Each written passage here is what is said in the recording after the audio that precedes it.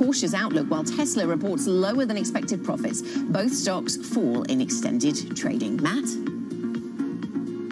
All right, let's take a look at futures. I think, well, we have red arrows here, but probably a lot more people watching these markets now because of this incredible saga of retail investors. It's spread to some extent to Europe as well. The question is, are these losses driven by the same drops, or are these drops in futures driven by the same drops that hit the U.S. market so hard yesterday?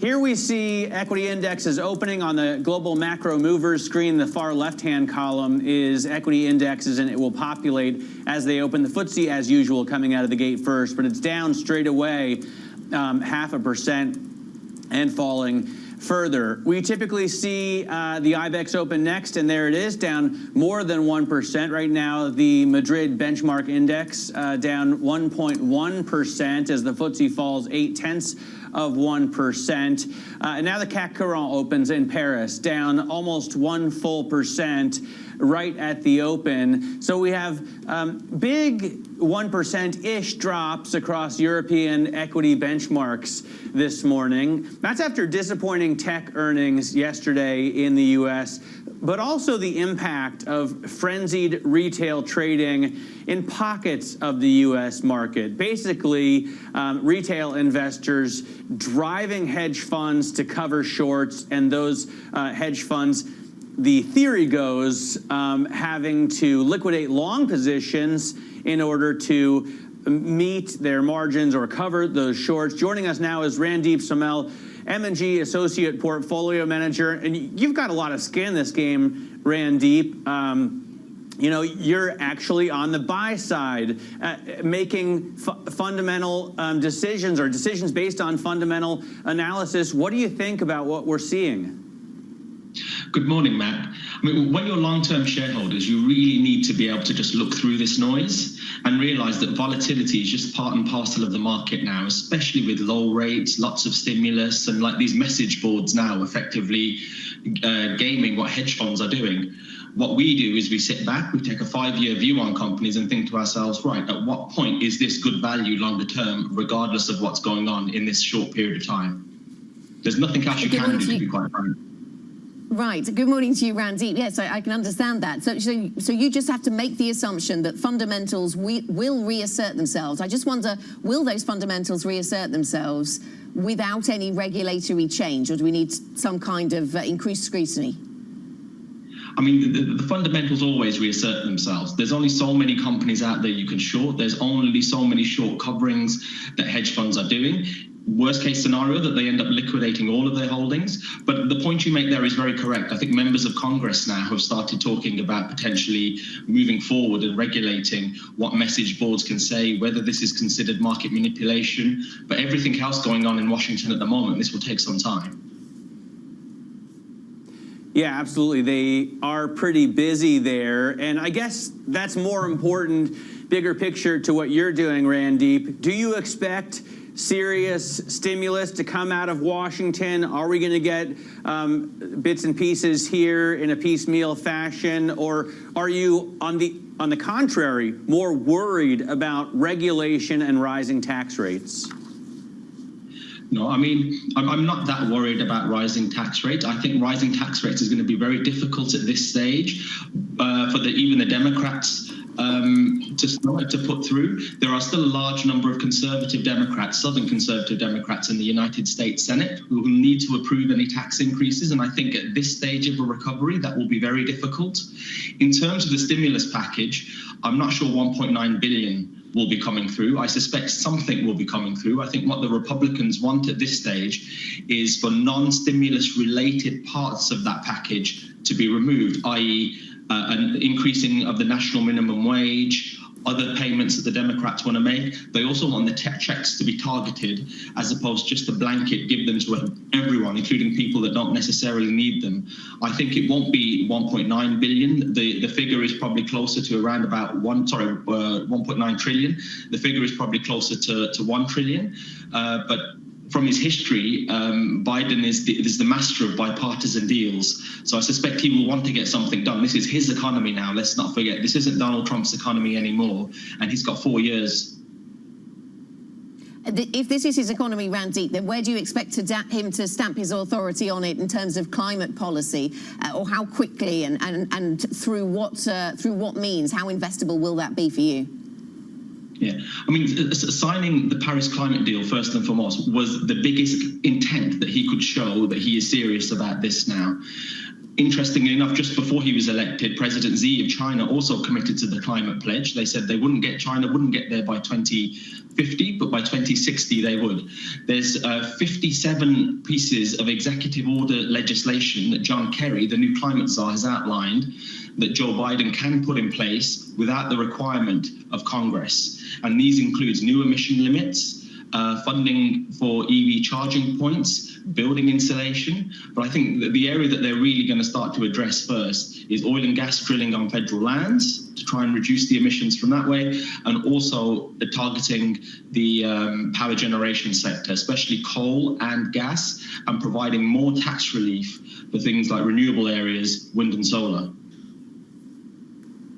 These are clearly important issues to you, Randeep. I noticed that you manage a couple of ESG funds, and I'm wondering, what are your criteria? I mean, a lot of times we'll see even integrated oils play into ESG ETFs, which has me questioning what makes a stock a good ESG buy. Yeah, so I mean, I work on ESG funds. I also manage the M&G Climate Solutions Fund. So we look specifically for areas that are going to target a reduction in carbon longer term. Oil stocks do not fit that criteria whatsoever, but there are now plenty of renewable power companies, US, across Europe, across Asia, that are very much leading on the front foot, and most importantly, no longer require government subsidies in order to be profitable. Solar prices, solar electricity generation prices have fallen 90% over the last decade. Onshore wind, something similar to that. New coal and gas plants simply do not make any commercial sense whatsoever. And we're seeing, although in some places it may be slow, it rolling out and displacing fossil fuel generated power. Now, if the federal government were to come on board and increase its mandates on fossil fuels and the requirement for renewable energy, which we're hoping Biden will do, that will just push that growth along. Now, I think the market got a little bit frothy post the Georgia wins. Yes, the Democrats now have control of the Senate, but it's still 50-50. And I think we're starting to see a little bit of that exuberance come back when they realize he's still going to have to work with Mitch McConnell and the Republicans. But longer term, this really is an area over the coming decades that isn't going away and is likely to see strong growth. Randeep, thank you very much. Randeep Somel, M&G Associate Portfolio Manager. Thanks very much for coming to talk to us. In fact, stay with us because we'll be returning to our conversation with Randeep a little bit later on in the programme. In the meantime, though, we're going to be speaking to Magdalena Andersson, the Swedish Finance Minister. That exclusive conversation coming up next. This is Bloomberg.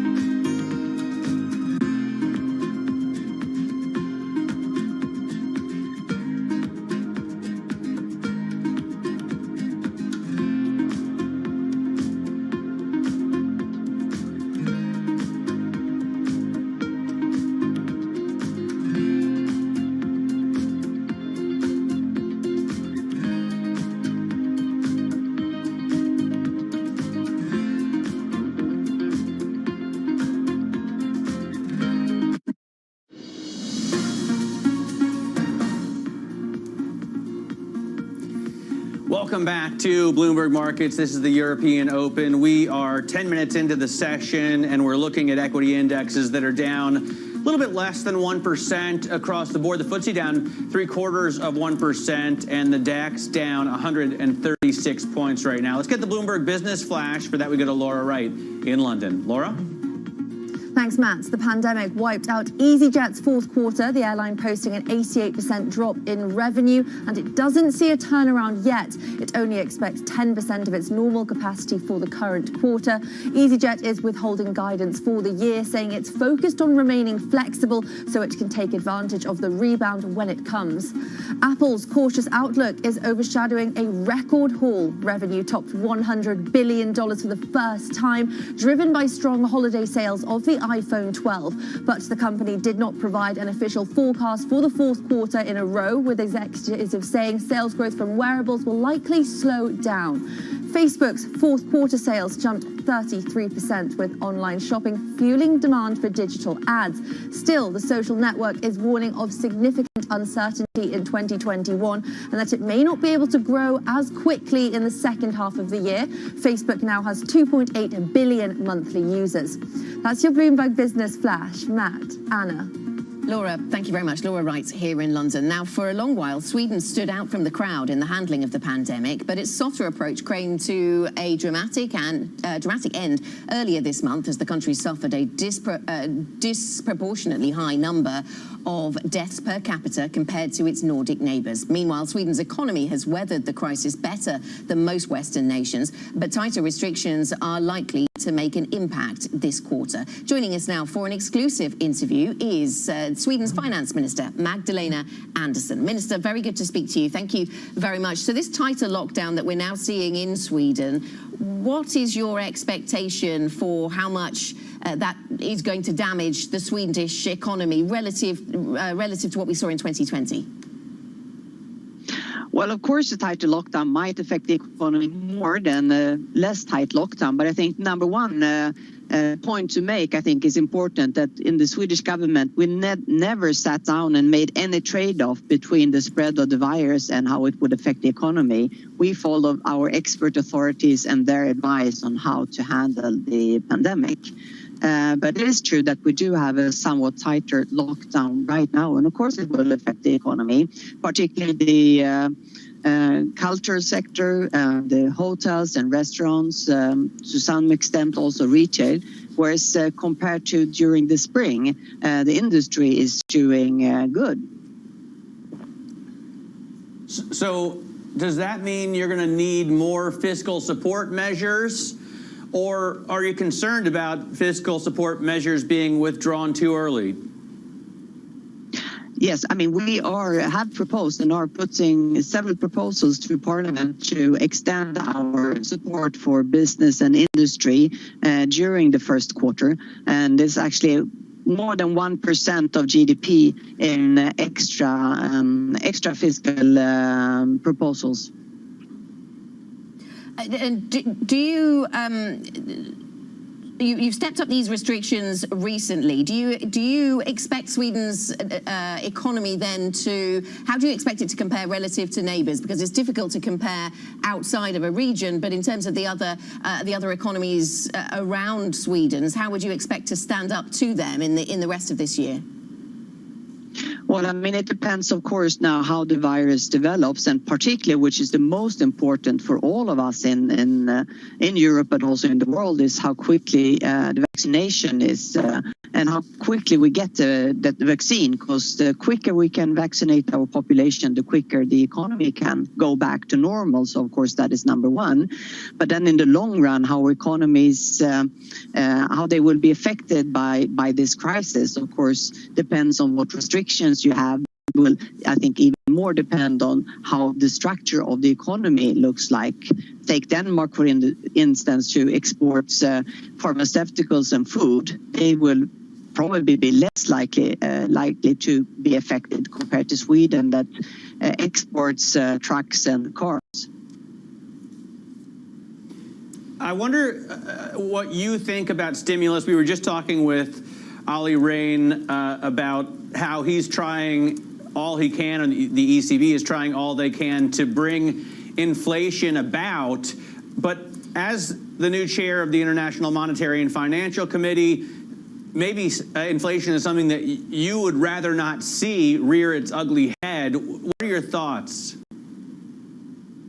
Well, I mean, in the crisis we're in right now, I think the world economy is in a much better state than it would have been if not both would have had a very expansionary monetary policy, but also very, very expansionary fiscal policy. And I think the policy response during this crisis really proved that we learned something from the global financial crisis.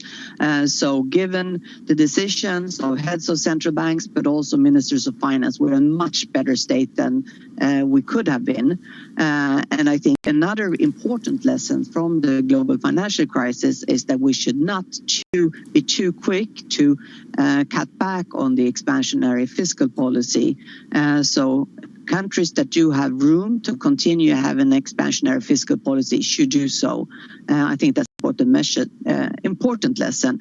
But also, of course, coming into this crisis, it has been much easier for countries that came into the countries with low public debt than for countries who had a high public debt to start with. So, of course, in the long run, we need to go back to sound public finances, get up growth so we can pay off the public debt. One of the things we've been talking about a lot since the financial crisis, Minister, has been, of course, inequality, and I'm talking here within developed economies. I wonder how you think we make sure that recoveries are not too K-shaped, so that parts of society are not left behind when we recover on the other side of this pandemic. I think that's one of the really important issues to bring along when we're into the recovery phase. Because, I mean, what we've seen during this crisis is that housing prices are keeping up high, the stock market is doing fine. And if we look ahead and we'll have a long period with low interest rates, it's very likely that those that are wealthy already will become wealthier. Where at the same time, during this crisis, we saw that many of the sectors where people that have low wages are not very strongly connected to the labor market. They are very severely hit, like hotels and restaurants, for instance. So many people that are vulnerable and were vulnerable before the crisis, they are likely to be even more vulnerable after this crisis. So this is one issue we really have to work with when we're restarting our economies. Thank you so much for your time, Ms. Minister. Really appreciate that. Magdalena Andersson is Sweden's finance minister, talking to us about the pandemic and its effect on the economy. Coming up, big tech has disappointed. Apple issues a cautious outlook, while Tesla reports lower than expected profits. We'll discuss those earnings reports. This is Bloomberg.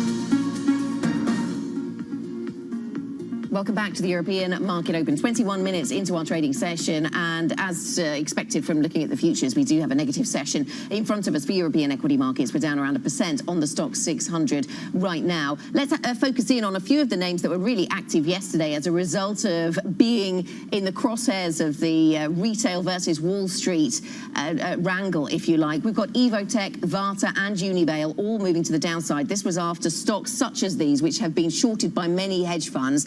These were some of the stocks that we saw rallying yesterday as investors started to ask questions about which other hedge fund favourite shorts might be targeted by the Reddit crowd, or at least hedge funds had to start covering some of those short positions to fund other margin calls. So interesting to see that we are seeing some of those gains unwound today and some of those stocks moving to the downside. Now, Nasdaq 100 futures are trading negative after disappointing earnings from some of the biggest names in tech. Among them were Apple, which issued a cautious outlook, and Tesla, which reported lower than expected profits. Randeep Somel, M&G Associate Portfolio Manager, is still with us. Randeep, good to speak to you. And I wonder what you make of Tesla at the moment, because we have the usual questions around how can it be worth so much compared to other car makers. We know they're at the vanguard of new technology, of course, but then you add in the retail investor phenomenon and the extent to which they have loved that stock, and you see how powerful retail investors are becoming at the moment. I wonder where that leaves you on Tesla. Yeah, I mean, like you say, 820 billion market cap, more so than all the other car companies combined. It's very, very lofty ambitions in terms of where they can get to. Tesla's results were actually quite good. Top line revenue went up. They said they're going to sell 50% more cars this year than they did last year. It was the profitability number that came down. They've started selling cars for cheaper. Now, Musk has said he's going to do this to make the cars more widely available, but also the largest part of that profit hit was actually his salary and stock-based compensation, given the shares had rallied so much. I mean, the valuation is very high. They need to get that profitability number up, and they need to try and keep convincing the market that this is a software-led company rather than a car manufacturing company. So over the coming quarters and over the coming years, we're going to need to see self-drivings, robo-taxis that they keep talking about start to come to fruition, so you can begin to justify that valuation. What about the fact that their valuation is so far ahead of other automakers? Does that make sense, since they're all attempting to make those products? And, you know, I look at a company like Volkswagen, for example. They're investing 50 billion euros into this prospect. So it's not like they don't have any firepower behind them, and yet you know, Volkswagen shares are trading at such a huge discount to a company like Tesla. Right now, VW is only worth 85 billion euros. So it's like a tenth the size of Tesla, and they must, you know, produce twice as many cars, or 10 times as many cars. Yeah, let us not get into the danger of it's trading at a discount to Tesla. Tesla is very expensive. We shouldn't be expecting the VW valuation to get to the Tesla valuation. VW still have work to do when it comes to adopting the software on their cars, which I think Tesla has done very well. But on the other side of it, VW are experienced in manufacturing large numbers of cars, which Tesla aren't. VW probably is at the forefront of all car companies ex-Tesla when it comes to the production of EVs, and I suspect that they will be there, having their diesel scandal, having first mover advantage across so many brands, Audi, VW, Skoda, Seat, that they have, to use that technology across them. So I think going forward, they're likely to be one of the long-term winners in this shift to EVs, when other smaller companies are probably likely to get left behind. But I don't think we should start comparing valuations. Randy, just briefly, what did you make of the fairly cautious outlook from Apple? I mean, Apple had stunning revenue, 111 billion in a quarter, every single product going up, China going from 13 to 21 billion. But much like Facebook, they came out and said, look, countries have gone back into lockdown. The jabs, especially in Europe, are slower than we expected. The rollout of vaccines means that lockdowns are here to stay, so we can't provide forward guidance. And I think that's what scared the market a little bit. I think these companies are being cautious at this stage. It was really a stunning quarter. But what they're effectively saying is that this isn't necessarily all in our own hands now. The 5G upgrade cycle is working pretty well for them. That's where all, the large proportion of the sales have come from the iPhone 12. But they do need to see markets reopening again. Randeep, thank you very much. Randeep Somel, M&G Associate Portfolio Manager. Randeep will be continuing his conversation with us on Bloomberg Radio. Matt and I will be heading there at 9 a.m. UK time, 10 a.m. in Berlin. Coming up, the Reddit versus hedge funds battle continues as the short squeeze claims more victims. We discuss the fallout from the GameStop saga next. This is Bloomberg.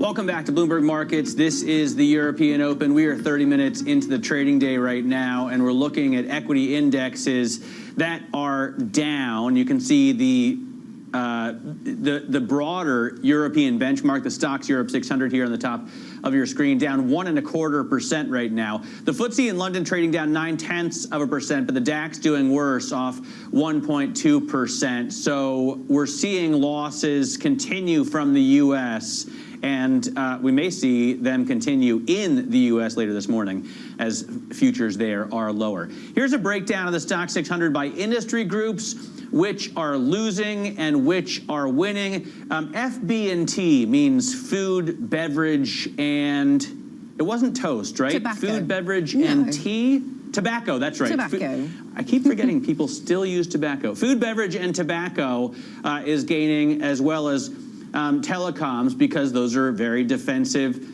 stocks. You can never quit eating, drinking, and if you've started, you can probably never quit using tobacco either. So those are great stocks to own if you want to be defensive. Tech and energy are down. Basic resources is off, as well as real estate and automakers. Well, everything else is down, but tech taking the biggest hit, and that's interesting because we had the tech earnings disappoint, as we just explained. Let's get the Bloomberg First Word News now. For that, we go to Laura Wright in London. Laura? Thanks, Matt. The EU spat with AstraZeneca is continuing. The drug maker is refusing to cave to demands that it take vaccine supplies from its UK factories to increase doses going to the bloc.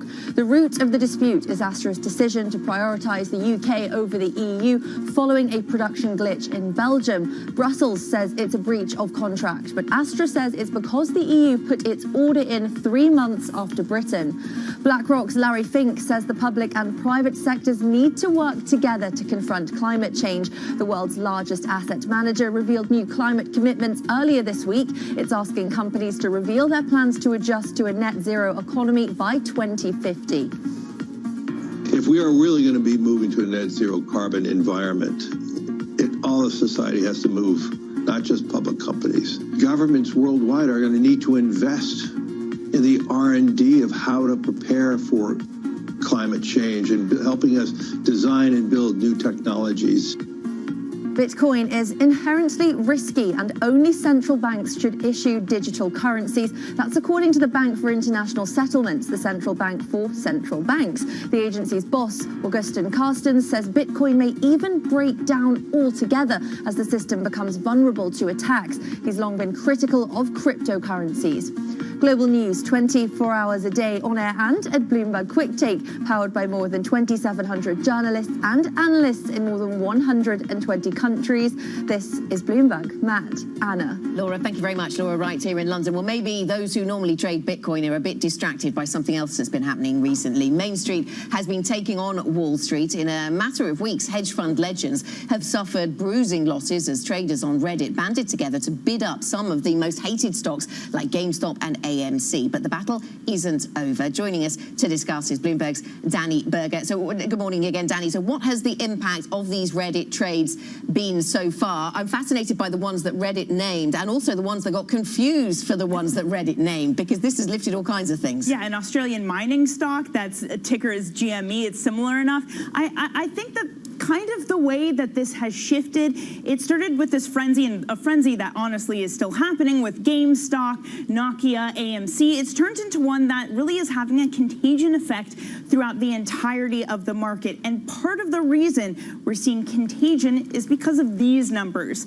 Hedge funds have been extremely hard hit because their short positions have rallied to such a big extent that Reddit has positioned themselves as it's us against the hedge funds. Let's go after these highly shorted stocks. But what happens when you have a D1 Capital or a 0.72 or a Melvin Capital see their short book under pressure? They're going to start to deleverage their longs as well. And that sort of spills out to the entirety of the market. So if we go to my next board, you can see the way that the S&P moved yesterday was really according to, was it a short position or was it a long position? The most shorted stocks rallied 4.6%, but a lot of this down here was the effects we saw of hedge funds starting to dump a lot of their positioning into the market. In fact, we saw hedge funds deleverage at the fastest pace in 14 years. And the effect wasn't just on the stock market. We've also seen real physical world consequences. AMC, for example, because it rallied so much, it was able to raise more money through a share issuance. And now it says, hey, we're going to be able to survive the next 6 weeks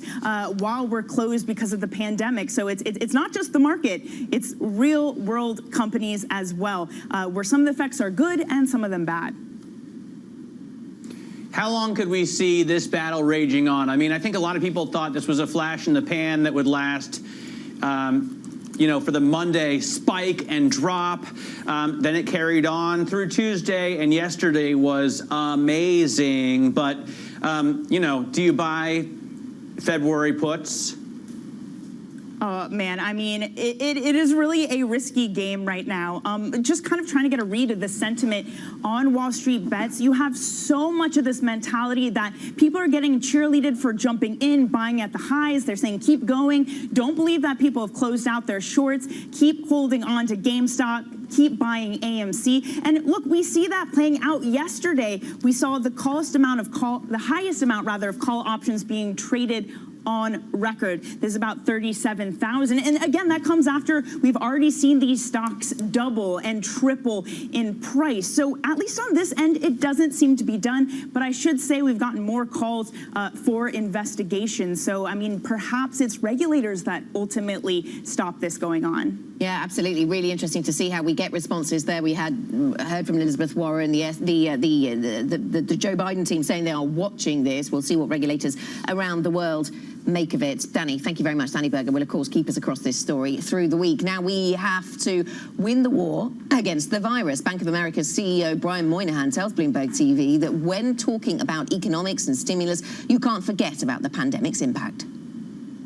These stimulus dollars can be spent much more precise, and I think the last case was a good one in that it went unemployment to the unemployment, some supplement there, the $600 under 75,000. Those are good items, and future stimulus ought to be likewise geared, because otherwise it gets diminishing returns, and then you have the issue of how you pay for it long term, and the issue of whether it creates inflation. But there's a lot of pent-up savings, and we would expect a good second half of the year. Now, it's just the mistake everybody makes is they get talking about all the economics and they forget there's one simple question, which is we have to win the war on the virus. And right now we're going in with a much better situation from the fight, in that we have this vaccine, and this vaccine's going into people's arms. And that then changes the course of this. And yet that's still out there, but that's a light in the tunnel that wasn't here this year, last year in the summer. So, Brian, it looks like from Bank of America's point of view, the consumer is doing pretty well so far into January. We're early into the year. At the same time, we had the Federal Reserve saying that they see the recovery as moderating right now. That was the term that they used. What are they looking at? When they say that, what are they looking at, and what might give you some cause for concern? Of course it's moderating, because when you went down so low and came up so quickly, you're now an economy that, again, is about as big as it was in the second quarter of 18. That's a big economy. So, of course, it's not going to grow at 30% off of that. That would be unbelievable. And so the idea was the growth rate was going to slow down much more to normal, and it was only going to be accentuated by the rate structure and by the things is what you expect. So 5% growth rate for a mature economy like ours is still, the expectation is pretty high for 21.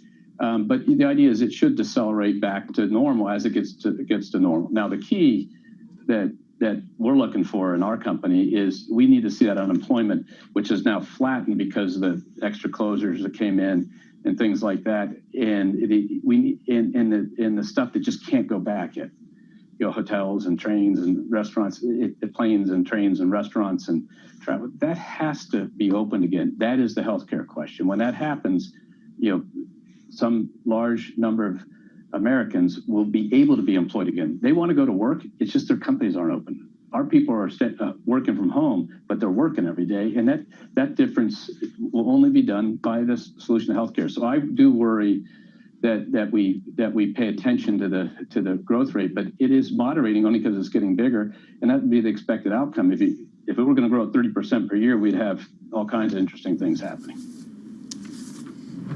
That was Bank of America CEO Brian Moynihan speaking with Bloomberg's David Weston on Bloomberg Television. Now, Diageo says it expects to see improvement in sales and profit in the second half of the year. Up next, we'll speak to the CEO of the world's largest distiller, Ivan Menezes. This is Bloomberg.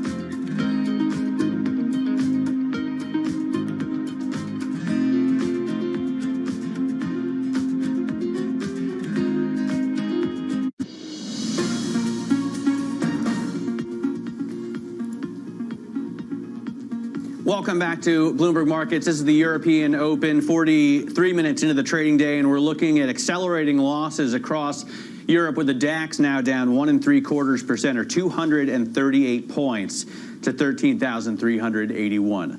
Now, back in London, Diageo says it expects to see improvement in sales and profit in the second half of its fiscal year. The closure of bars and restaurants during the pandemic hit a crucial source of income for the world's largest distiller.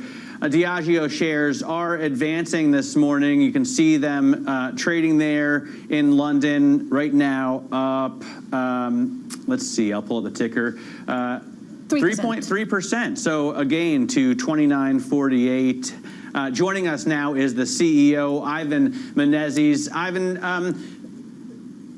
what do you make of the gains? Is this investor optimism for Diageo, especially on the other side of the pandemic?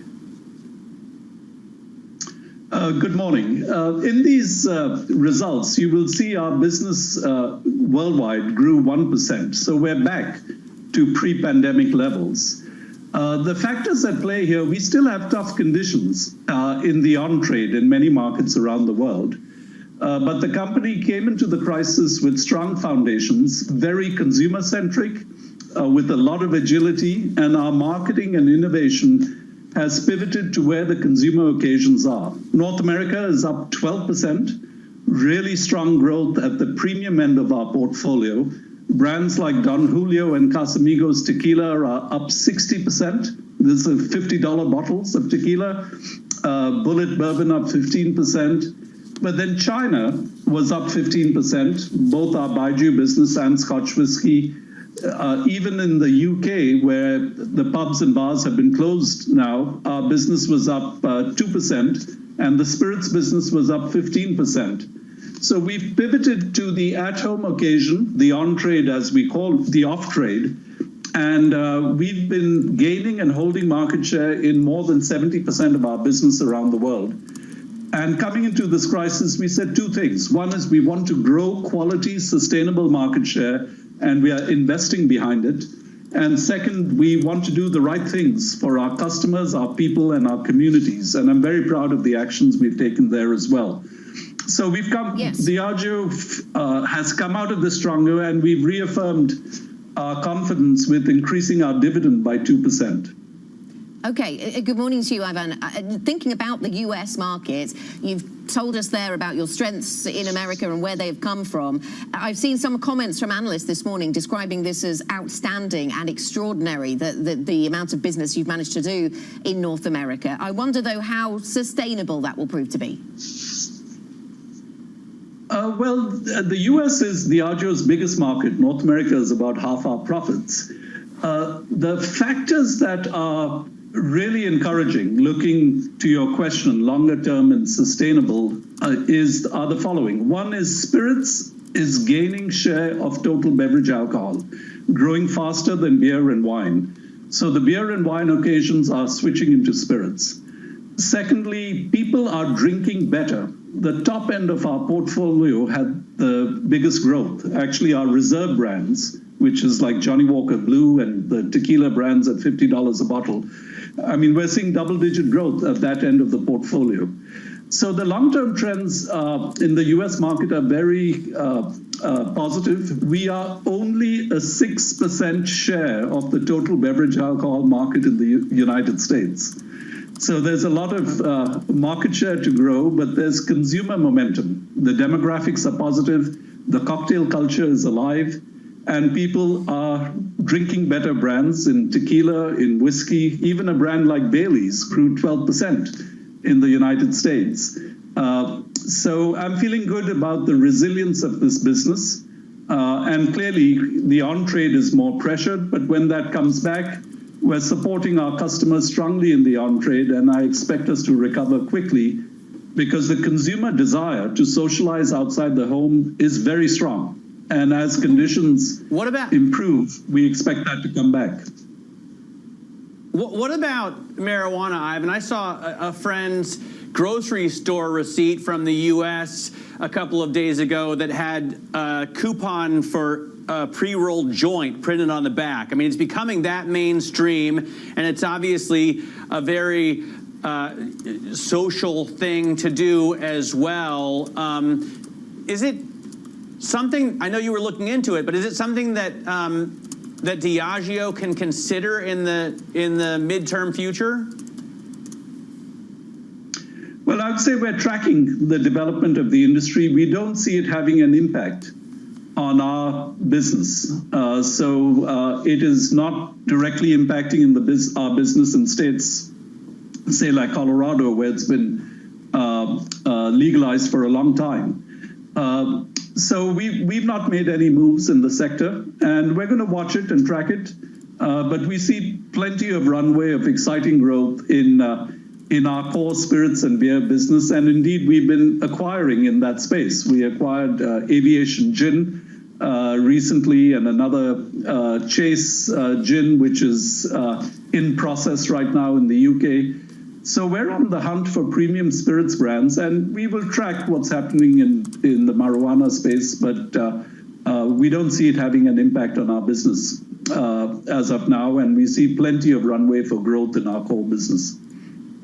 Okay, Ivan, thank you very much for joining us. Good to speak to you. Ivan Menezes, the CEO of Diageo. We've been tracking the tension between AstraZeneca and the EU in recent days. Of course, let me just bring you a few more lines on that. Cabinet Minister Michael Gove speaking on domestic TV here in the UK, saying, of course, that he will make sure that the UK vaccine programme proceeds as planned. We heard from the Prime Minister yesterday saying that there were no changes expected to the UK delivery schedule. But Michael Gove does say he will talk to the EU to see how the UK can help on vaccines. So a conversation at least to monitor. Let's get a Bloomberg Business Flash. Here's Laura Wright.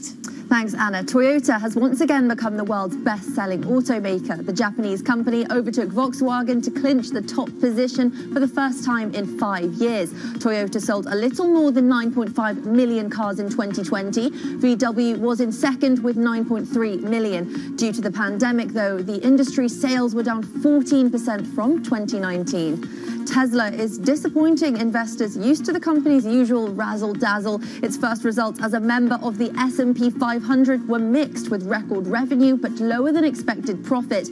The electric vehicle maker reported fourth quarter profit of 80 cents a share, lower than expected and well below the over $2 of a year ago before the pandemic set in. The pandemic wiped out EasyJet's fourth quarter, the airline posting an 88% drop in revenue, and it doesn't see a turnaround yet. It only expects 10% of its normal capacity for the current quarter. EasyJet is withholding guidance for the year, saying it's focused on remaining flexible so it can take advantage of the rebound when it comes. That's your Bloomberg Business Flash. Matt, Anna. All right, Laura, thanks very much. Laura right there in London with your Business Flash. Coming up, what will be the GameStop rally's long-term impact on markets? We'll put that question to Eddie Vanderwalt, our Markets Live editor. This is Bloomberg.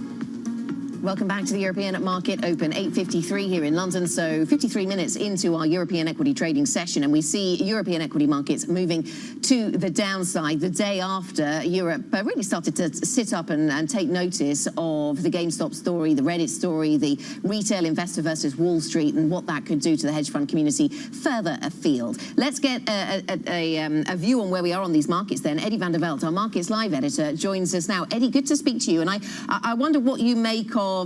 I've been reading all sorts of commentary around GameStop, of course, as has everybody. And one of the links we haven't necessarily explored much is that between Bitcoin and this GameStop phenomenon, or this retail investor phenomenon.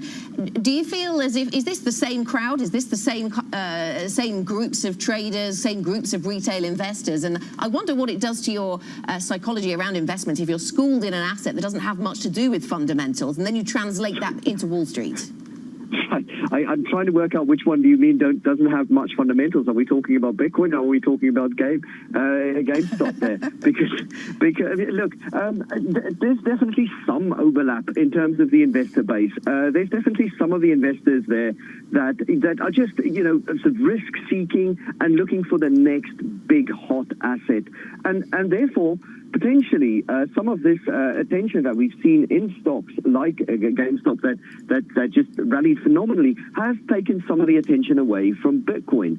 But I think the underlying fact here is that all of this mania activity that we're seeing across markets is being driven by ultra loose monetary policy, and there's no real end in sight for that. Well, maybe people have sold Bitcoin in order to buy GameStop. Bitcoin still is worth $31,000, so I think that's worth noting. It's still an incredible price. Eddie, I wonder what you think though on the stock story. Do we not have time? No, my producer's telling me. Look, my question is, and I'll be asking this, I'll continue to ask this, how can you be 138% short a stock? How can you have short interest that's more than all the shares out there? And I understand how it works in practice. You sell a stock short, that person lends it out to someone who sells it short, and that person lends it out, someone else sells it short. But it just doesn't make a lot of sense to me in theory. Unfortunately, it's all we have time for. Eddie, thanks for joining us. Eddie van der Veld there from the Ebb Live team for my rant. Anna, you and I are going to go off to radio, and Francine Lacroix is going to join our viewers here on television next with Bloomberg Surveillance. This is Bloomberg.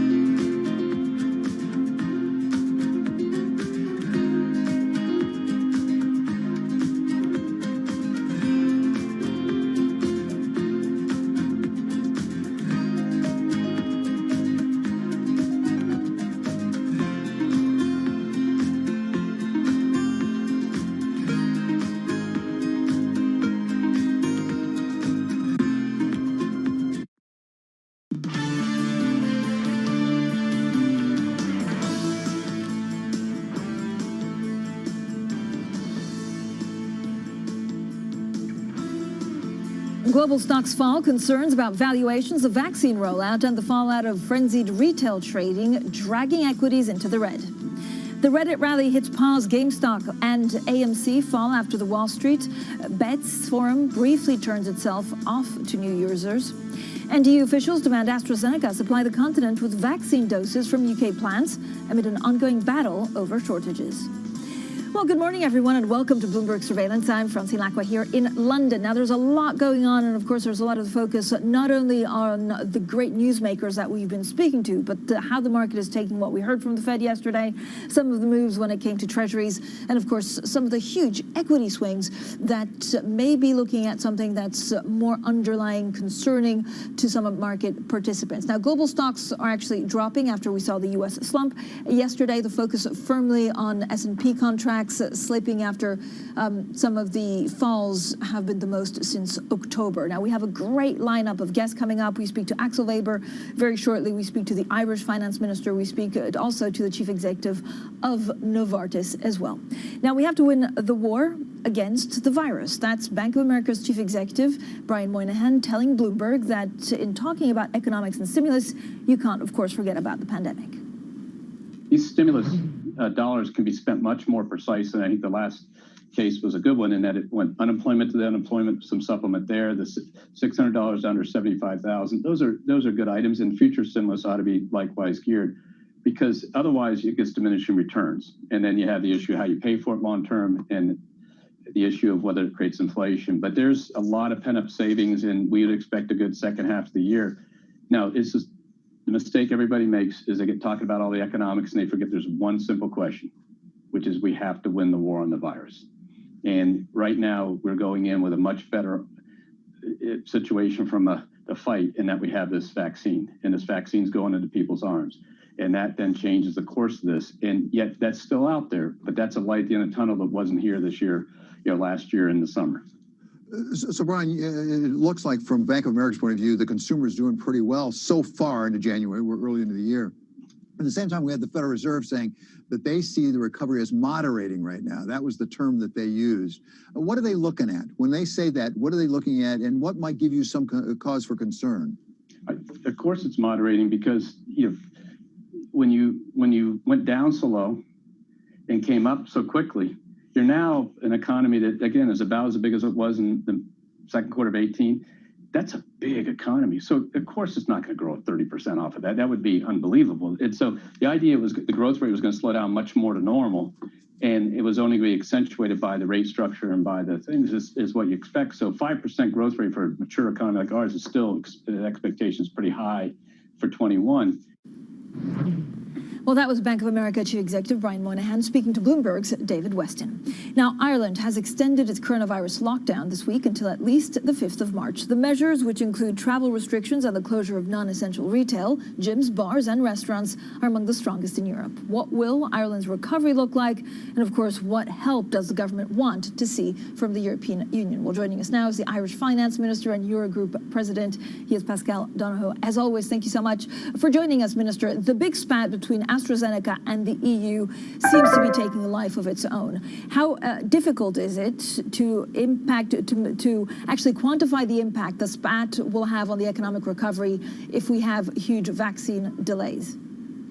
Well, I very much want to support the Commission in the work that they are doing. We want to see the contract that was agreed with the European Union through our Commission honoured.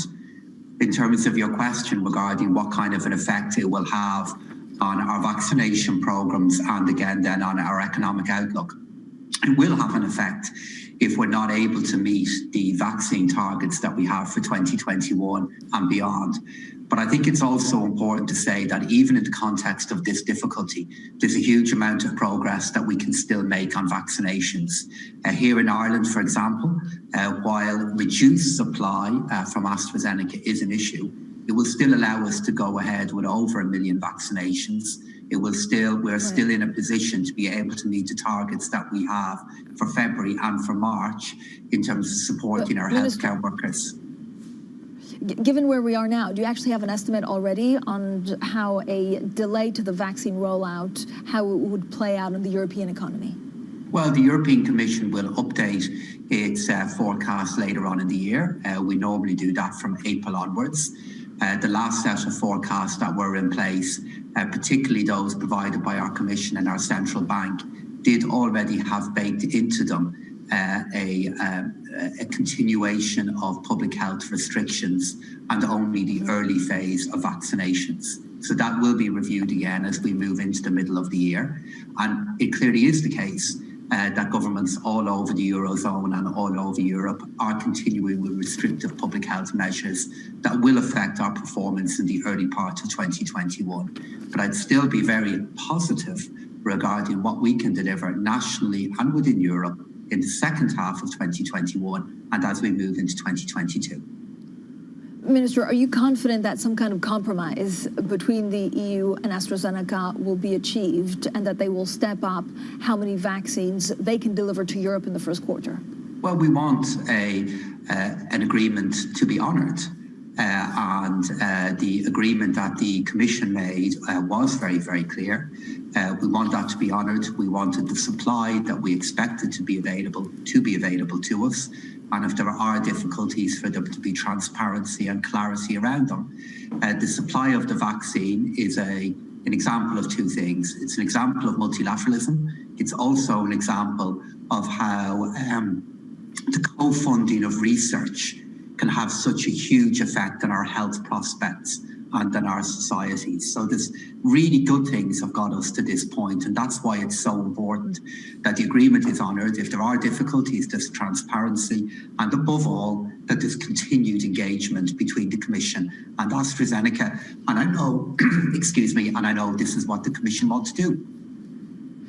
Minister, given the lockdowns extended, how likely is it that we see a double-dip recession, and what does that mean for public finances?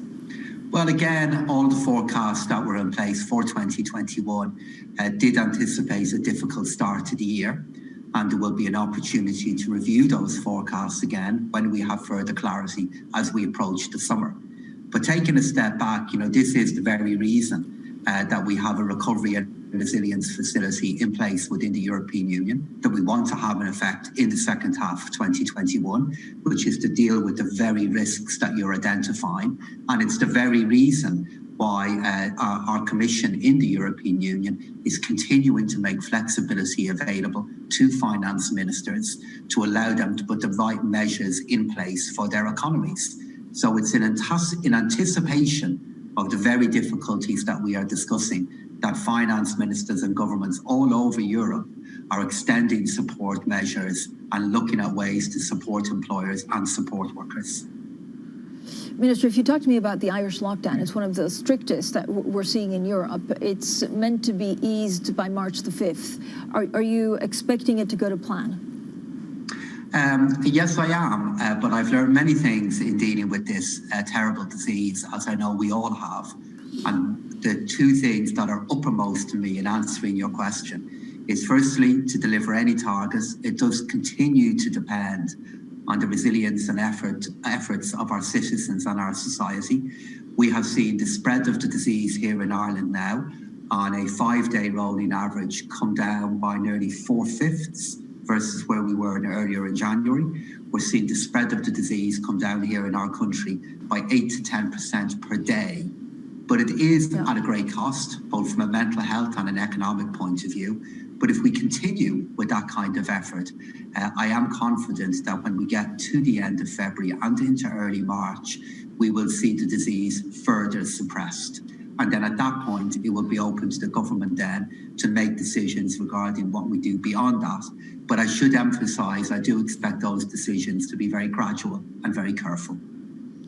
Minister, given the discrepancy of what the Commission is saying and what AstraZeneca is saying in terms of vaccines, do we just need to see the contract? Should the contract be for public use so that lawyers can look into it to see exactly who's right and who's not in terms of what was agreed and how many doses was agreed? And I think this is why the Commission's calls for transparency and clarity are so important. I think it is really important that we're clear on what were the commitments. We believe and know that we are clear on that, and we simply want those commitments to be met. But I am very, very conscious as well about how highly charged the topic of vaccine availability is, not just in Europe and all over the world.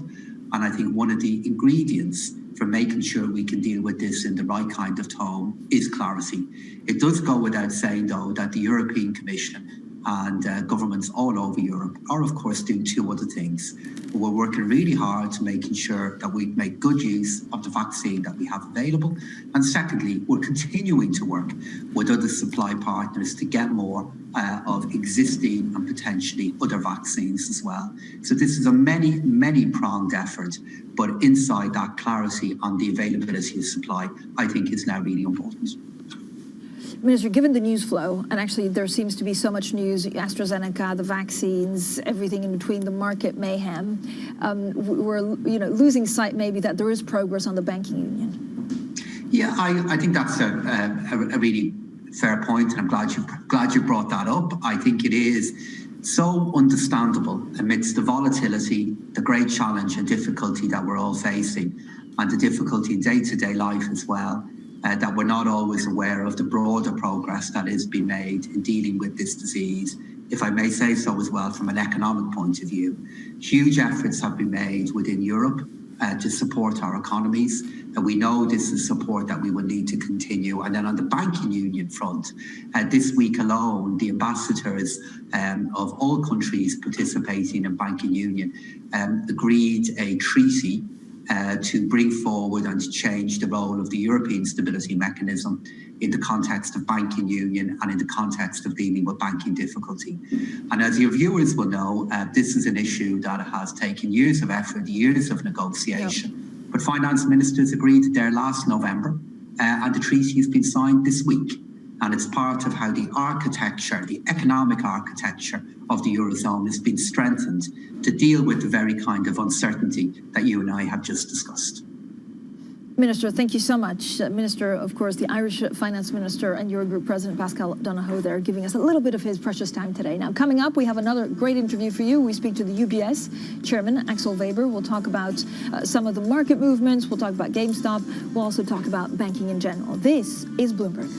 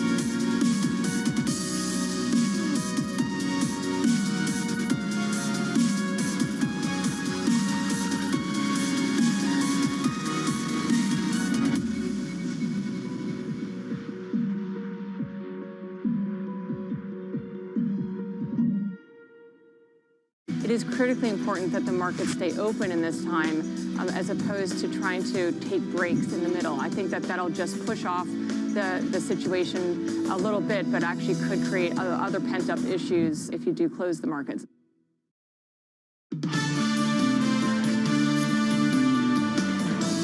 Economics, finance, politics. This is Bloomberg Surveillance. I'm Francine Lacqua here in London. Now, last year, on the slopes of Davos, I spoke with the UBS chair, Axel Weber, about global growth, negative rates, and his top market concern for 2020. Then, the world looked a little bit different. We're in the midst of a pandemic. The U.S.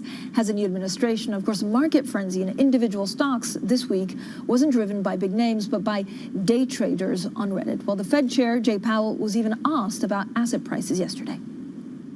If you look at what's really been driving asset prices really in the last couple of months, it isn't monetary policy. The connection between low interest rates and asset values is probably something that's not as tight as people think. So what's the outlook for 2021 in the banking industry? Well, Axel Weber, chairman of UBS, joins us now for an exclusive conversation. Axel Weber, as always, thank you so much for giving us a bit of your time. Given the frankly crazy at times market moves that we saw in the last couple of days on GameStop and surrounding companies, what's your take on the impact this could have on the banking system?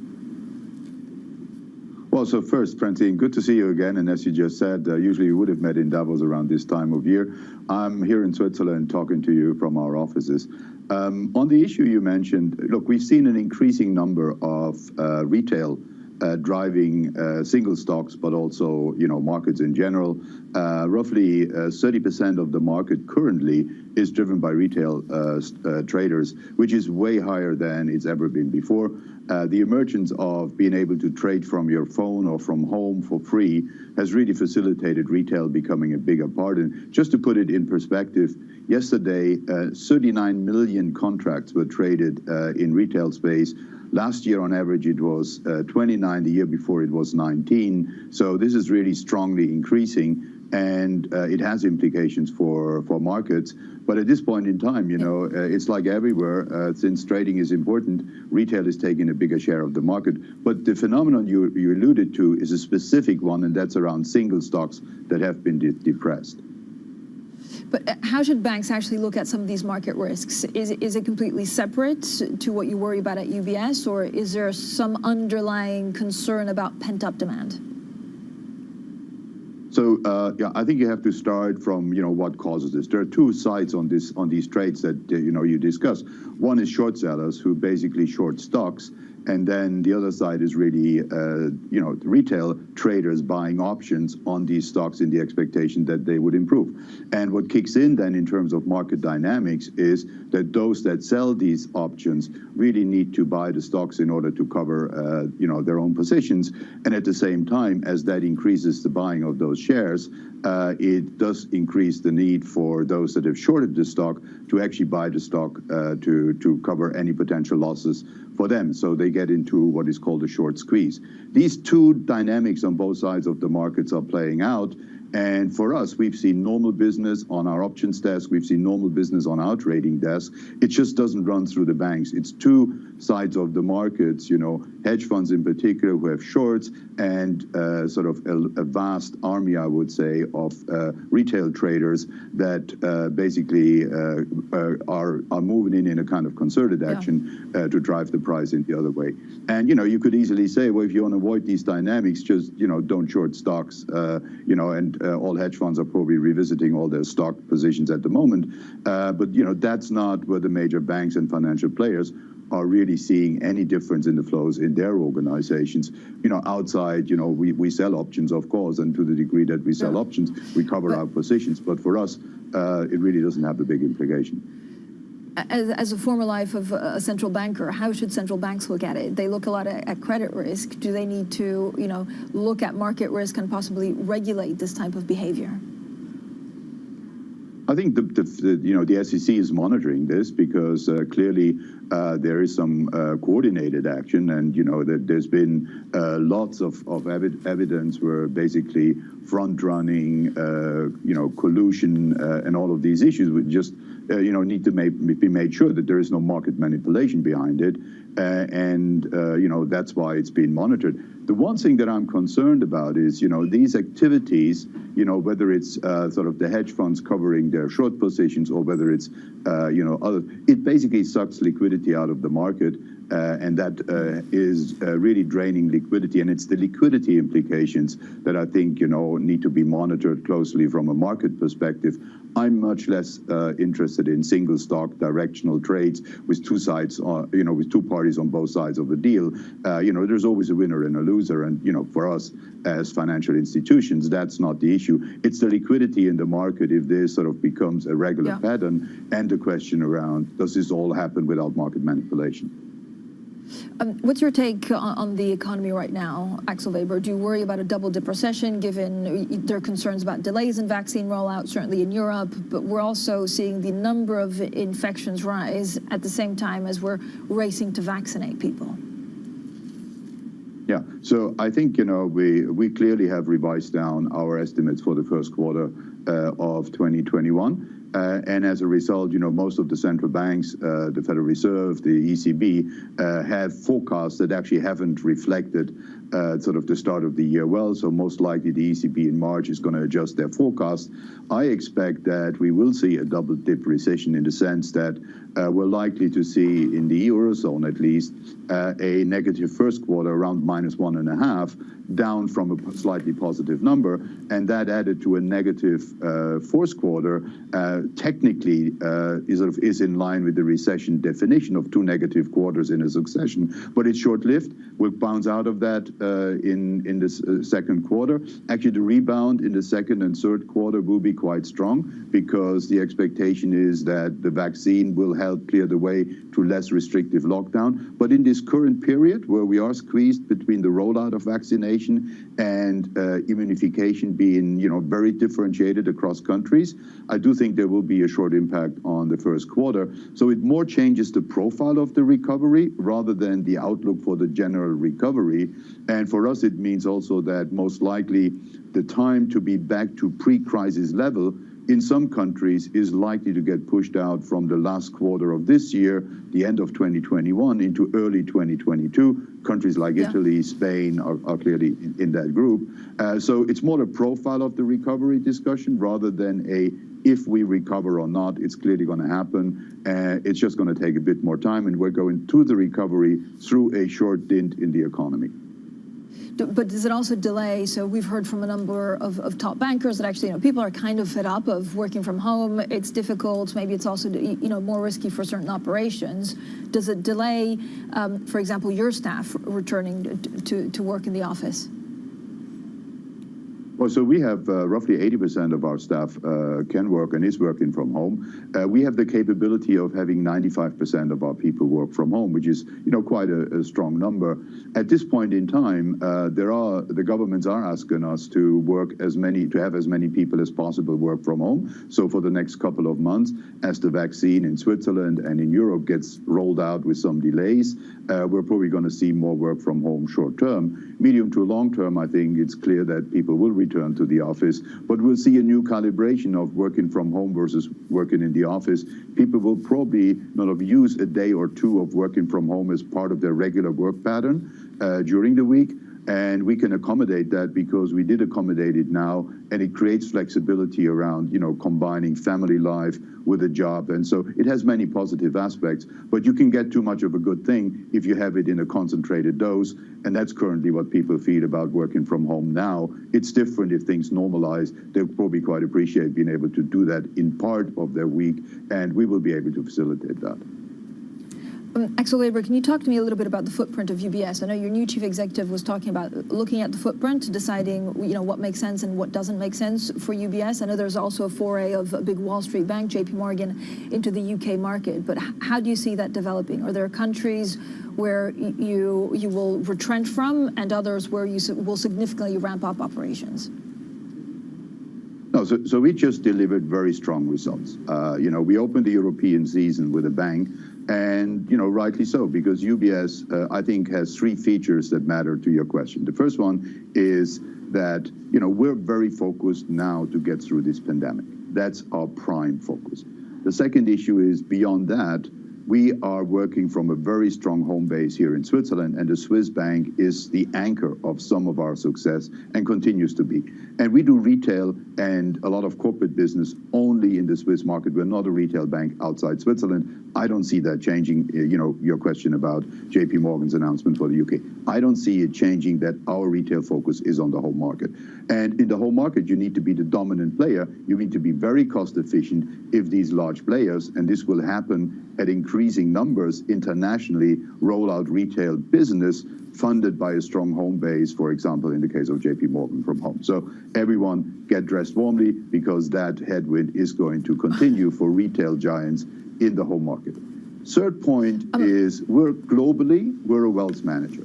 So our strategy has been, global. So we want to be among the top wealth managers in Europe, in Asia, and in the US. We're the number one in Europe. We're the number one in Asia. We're on number 4 or 5 in the US. We will grow our business in the US, and we will gain market share. We have a strong balance sheet. We're ready to take more market share in our asset gathering business, asset and wealth management, and we're very focused on that. So no focus on retail outside Switzerland, clear focus on growing in wealth management and asset management. Andrea Orcel just got named chief executive of UniCredit. Does it actually, will you show any flexibility to his deferred comp? Oh, no, we have a very, and again, I'm not at liberty to talk about any individual contracts but we have a very clear policy, and, it can be summarized in 2 words. It's leave loose.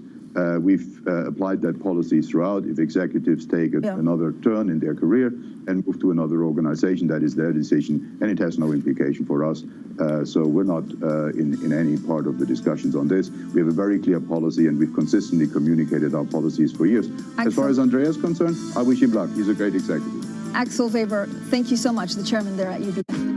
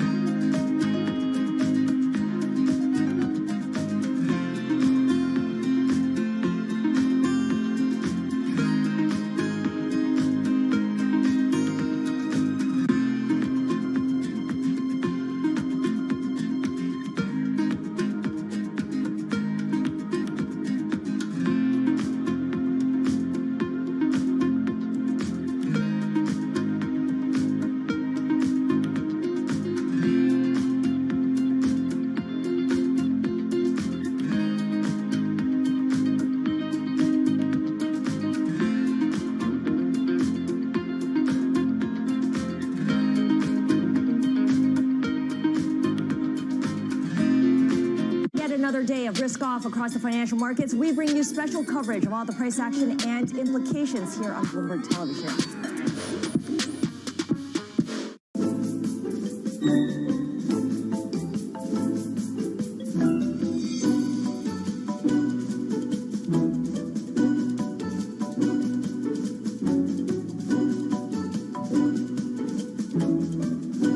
I was actually poor. No foreplay? Eat your bag of Lay's with a smile on your face. If all the diseases have been taken, I'll take a tax.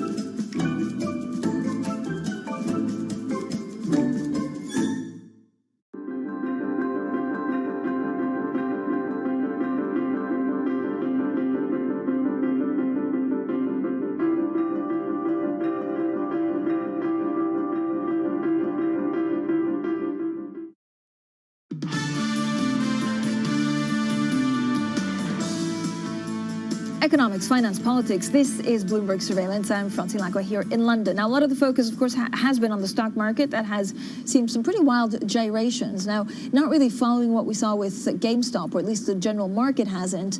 But at the margins, questions about not only legality, but actually what happens from there. We've just had a great conversation with Axel Weber of UBS about how he sees that playing out for the bank. So global stocks today falling further from records. Again, quite a lot of things. First of all, it's earnings, concerns about valuations. We need to look at coronavirus trends and, of course, the fallout from these frenzied retail trading in parts of the U.S. market. The dollar rising, and then some of the other things. In general, you can see the DAX down at 13,332. Now let's get straight to the Bloomberg First Word News. Here's Leanne Gerrans. Hi, Leanne. Good morning, Francine. The EU spat with AstraZeneca is continuing. The drug makers refusing to cave to demands that it take vaccine supplies from its UK factories to increase doses going to the bloc. The root of the dispute is Astra's decision to prioritise the UK over the EU following a production glitch in Belgium.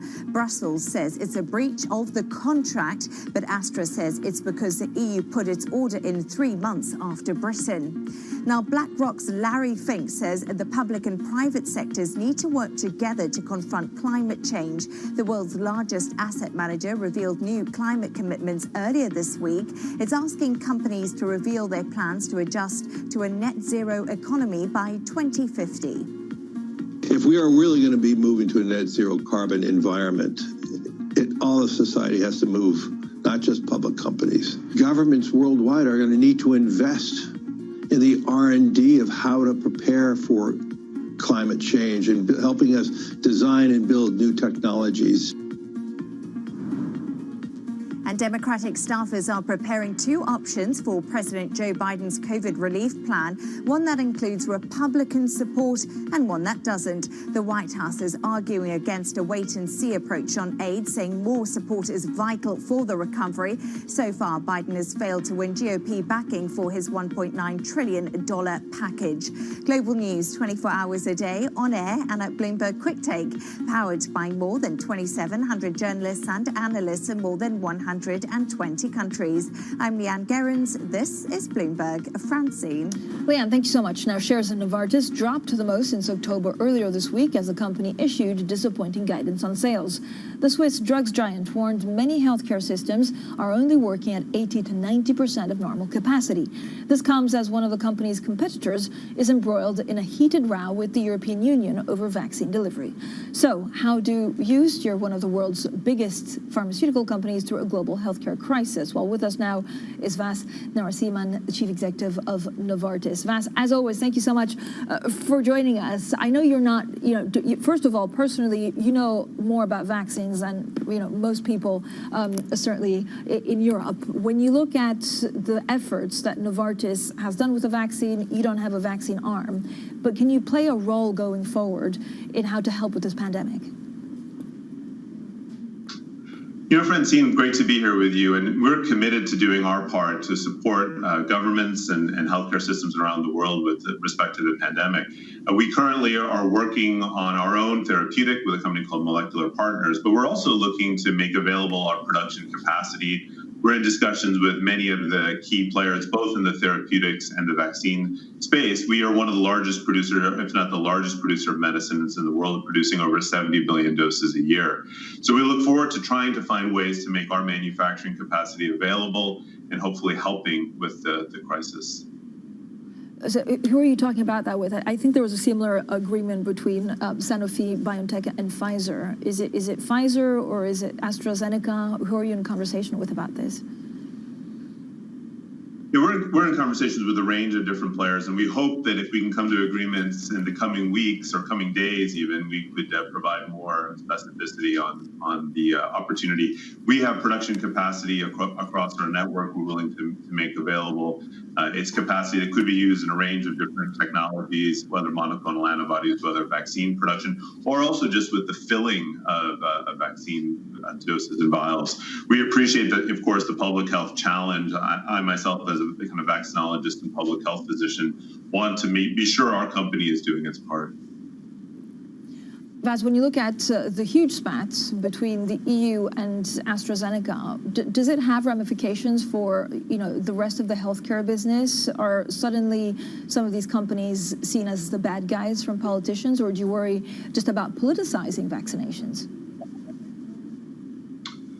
When I look at this, and in my own experience working on pandemic response, even with the H1N1 and the scale up there, first, we have to take a step back and appreciate how incredible it is that we've been able to find 3 vaccines in such a short amount of time. And then also already be in a position to scale up manufacturing from tens of thousands of doses to hundreds of millions of doses. This is quite normal that early on in the scale up for production that we hit bumps in the road, because you're moving to such huge volumes of vaccine quantities, and you haven't had time to optimize the production process because everyone's moving very fast. I remain optimistic that within the coming months, this will start to stabilize and larger supplies will come not only from the current manufacturers, but hopefully new vaccines that are also being worked on right now. Now, what I think is really important is we keep encouraging everyone who has the opportunity to be vaccinated, to continue to provide clarity to the public that these vaccines are safe, that they are important to take in order to reduce the overall hospitalization rates and hopefully start to bring the R down for this pandemic and hopefully bring the pandemic under control. When you look at some of the legacy of the pandemic, I know we've had a great conversation in the past, and you were worried that actually this would put the spotlight on the pandemic, and rightly so, but actually take away from some of the other medicine that sick people around the world need. Have you seen an accentuation of that, or do you think that things will get better as we start vaccinating people?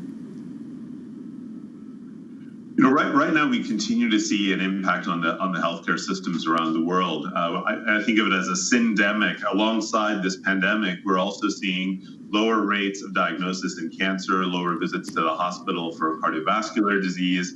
Depending on the therapeutic area, it could be as little as 60% versus pre-pandemic levels of patient visits. In general, around an 80% healthcare system. And it's important to note that that will build up. That will build up a kind of backlog of patients that need clinical care.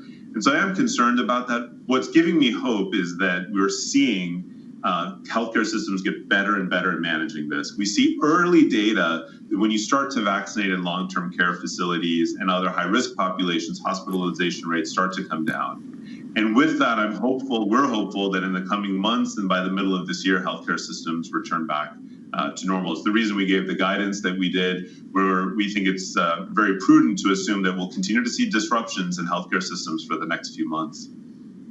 But does it change longer term? Does the pandemic actually change the research or the focus that certain companies will take? I think I'm hopeful, and if you look at past pandemics, this hasn't always been the case. I'm hopeful that companies will, large companies which have the resources like ourselves, will stay the course in researching medicines and or vaccines that could help with future pandemics.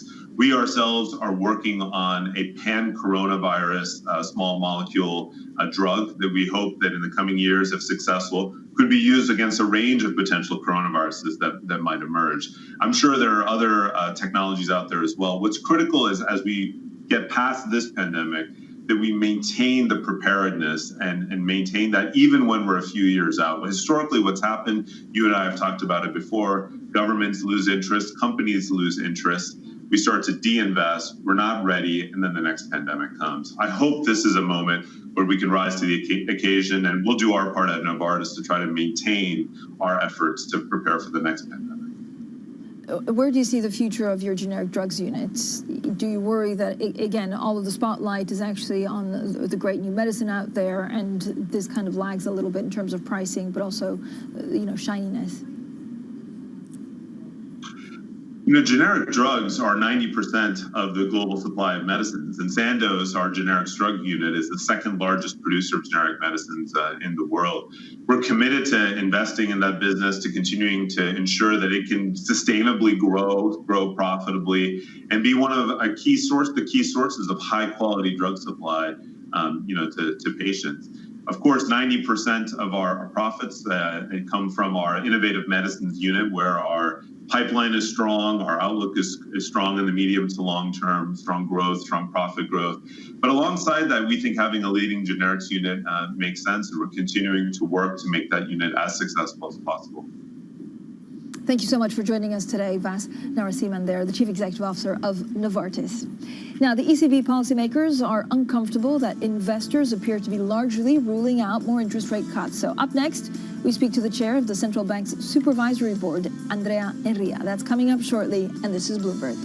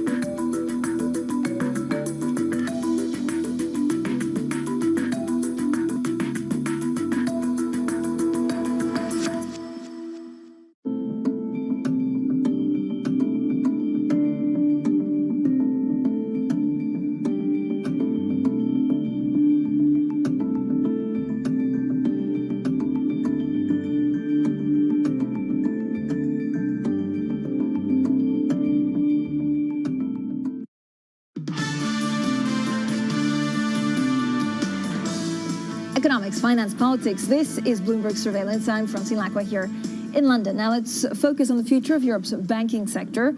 How worried should we be about non-performing loans after the current health and economic crisis eases? Now, the European Central Bank says it's stepping up its scrutiny of credit risk at banks across the continent. It warns more information is needed about the quality of lending books. Well, we're delighted to welcome Andrea Enria, the chair of the Supervisory Board at the European Central Bank. Mr. Enria, as always, thank you so much for joining us. A lot of questions, of course, on the loans, a lot of questions on some of the credit risks out there.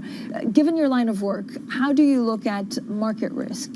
There has been, a number of speculation over some specific stocks in the U.S.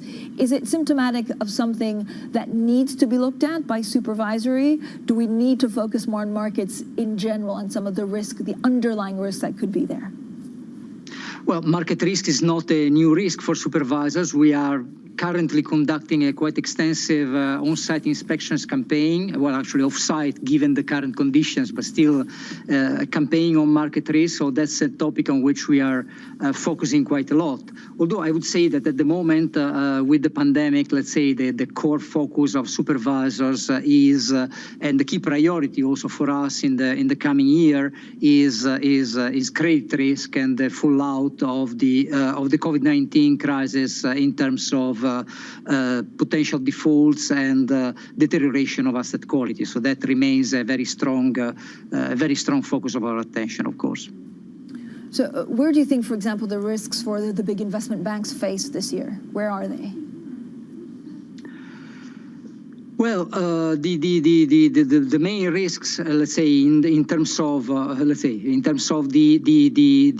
fallout of the pandemic is sectors, distribution of sectors which are severely hit by the crisis, and the exposures that banks in general have vis-à-vis those sectors, and we are now deepening our understanding and our analysis of the sectoral exposures of banks and the distribution of their customers, and trying to get a little bit more of a grip on the projections of asset quality throughout the year, and the impact that the fallout of the pandemic will have on the bank's balance sheets.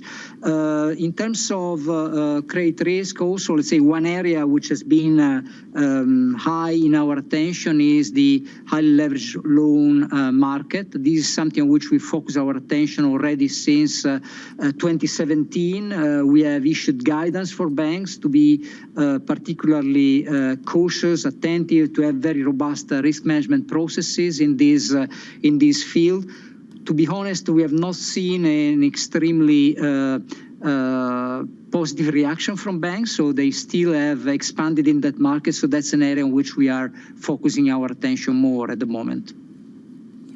There's been quite a lot of talk about leveraged loans and some of the concerns there. Is there anything that your team is particularly worried about? Is there something in leveraged loans that they've seen, and in what part of the world? Well, in general, this is a market which has grown quite a lot in the last years. As I mentioned already, since 2017, we issued guidance to banks to have particularly robust credit risk processes in that market.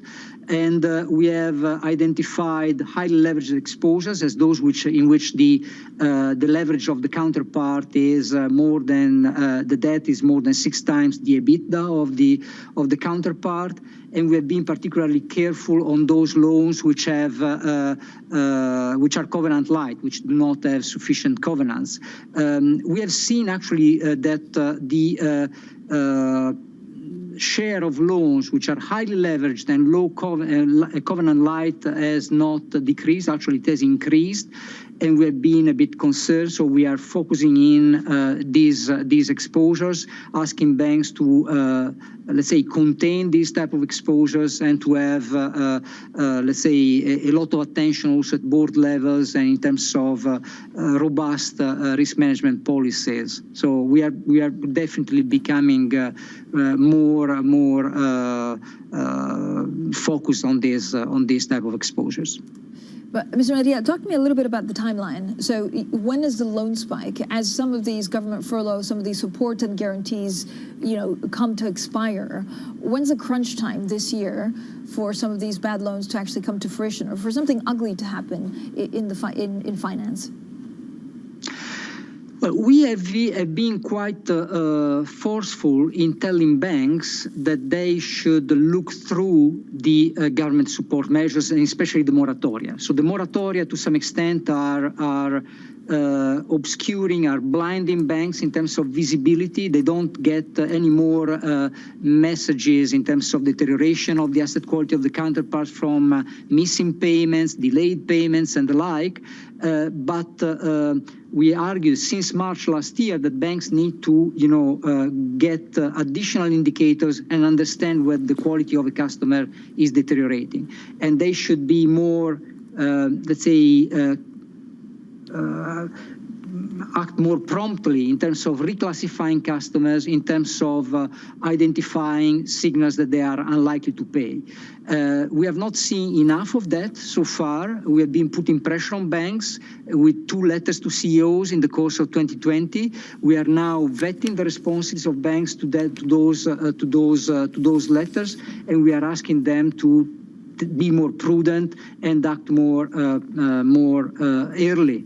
Let's say the key point is that they need to try to restructure customers' loans early when they see signals of distress, rather than kick the can down the road and waiting and seeing what happens next. Are they listening?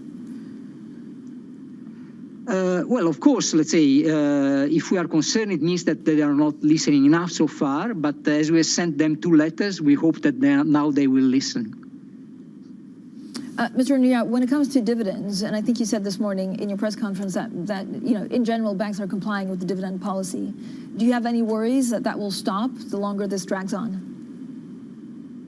No, not really. The response from the banks has been positive. They have understood our concern. They have understood that the point is to preserve capital in the system at this moment in which we don't have yet enough visibility on the capital trajectories. I mean, the models have been a little bit all over the place, also in terms of provisioning. So we need to zoom in on the bank's practices, be more reassured about the reliability of their capital paths. And we have also announced that we expect this to happen in the first half of the year. And by September, if there is no surprising bad news, we have already announced that we plan to repeal our recommendation and to go back to the old normal of vetting dividend payments of banks on the basis of the usual supervisory processes.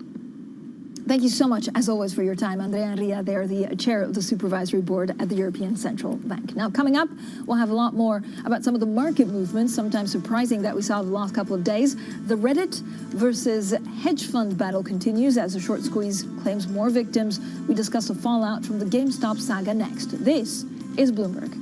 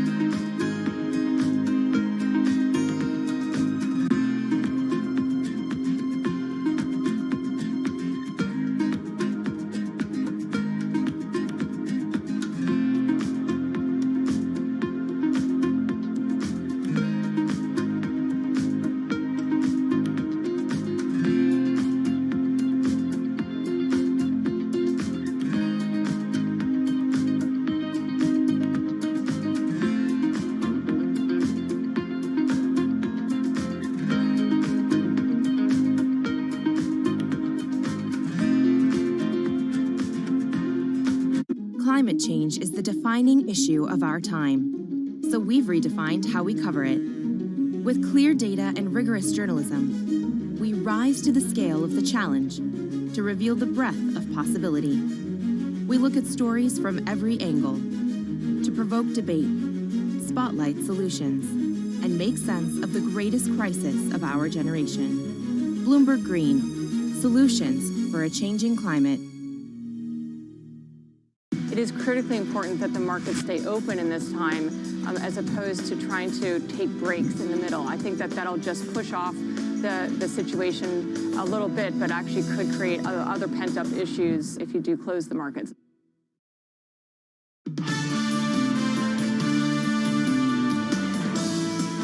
Economics, finance, politics. This is Bloomberg Surveillance. I'm Francine Lacqua here in London. Now let's get back to, of course, our top story. Main Street is beating Wall Street in a matter of weeks. Hedge fund legends have suffered bruising losses as traders on Reddit banded together to bid up some of the most hated stocks like GameStop and AMC. But the battle isn't over yet. Joining us to discuss all of this is Bloomberg's Danny Berger. Hi, Danny.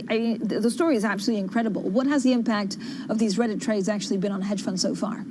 It's been pretty significant, Francine, to the point where it's not just contained maybe on the hedge fund trade. It really has spilled out into the broader market. And part of the reason is when you initially have hedge fund shorts targeted, which I should say GameStop and AMC falling in the pre-market trade. But even so, when you initially have the shorts targeted, you start to see hedge fund longs suffer as well. And that's because they need to sell off perhaps some of their winners to make the money that they need to sustain their trades. And that's why when you have numbers like this, D1 Capital losing 20% over the past month, 0.72 as much as 15%, it spills over. And if we dig into the next chart, you can see exactly what that looks like. You have a day where shorted stocks are by far the outperformer. This is yesterday rising 4.6%, where the rest of the market is falling. And really, this is a factor of hedge fund longs selling into the market, and then it sort of tumbles from there. It's not just on the market, though. We also see it in the real world. AMC, for example,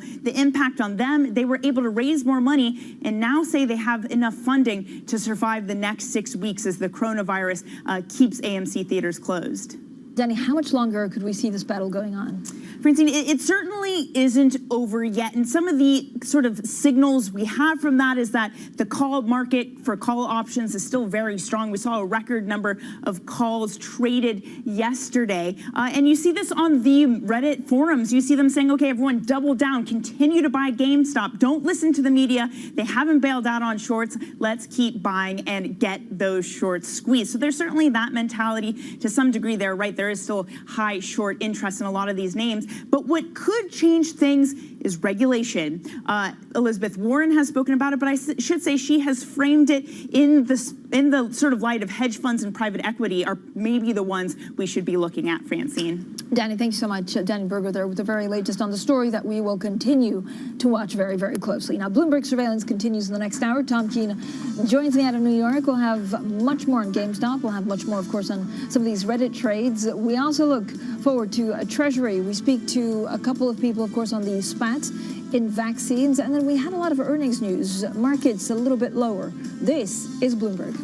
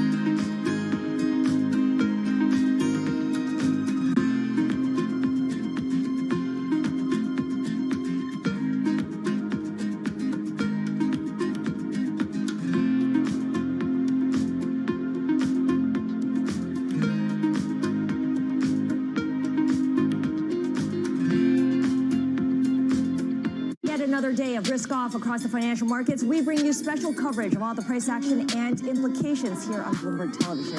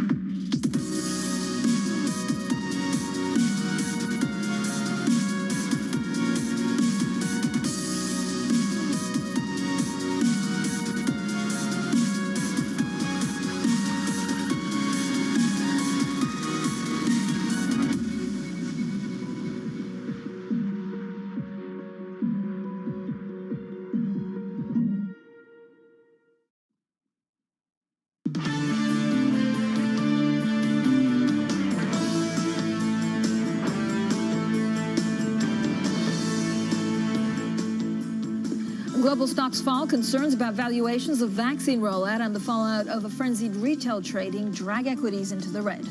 The Reddit rally hits pause. GameStop and AMC fall after the Wall Street Bets Forum briefly turns itself off to new users, and EU officials demand AstraZeneca supply the continent with vaccine doses from UK plants amid an ongoing battle over shortages.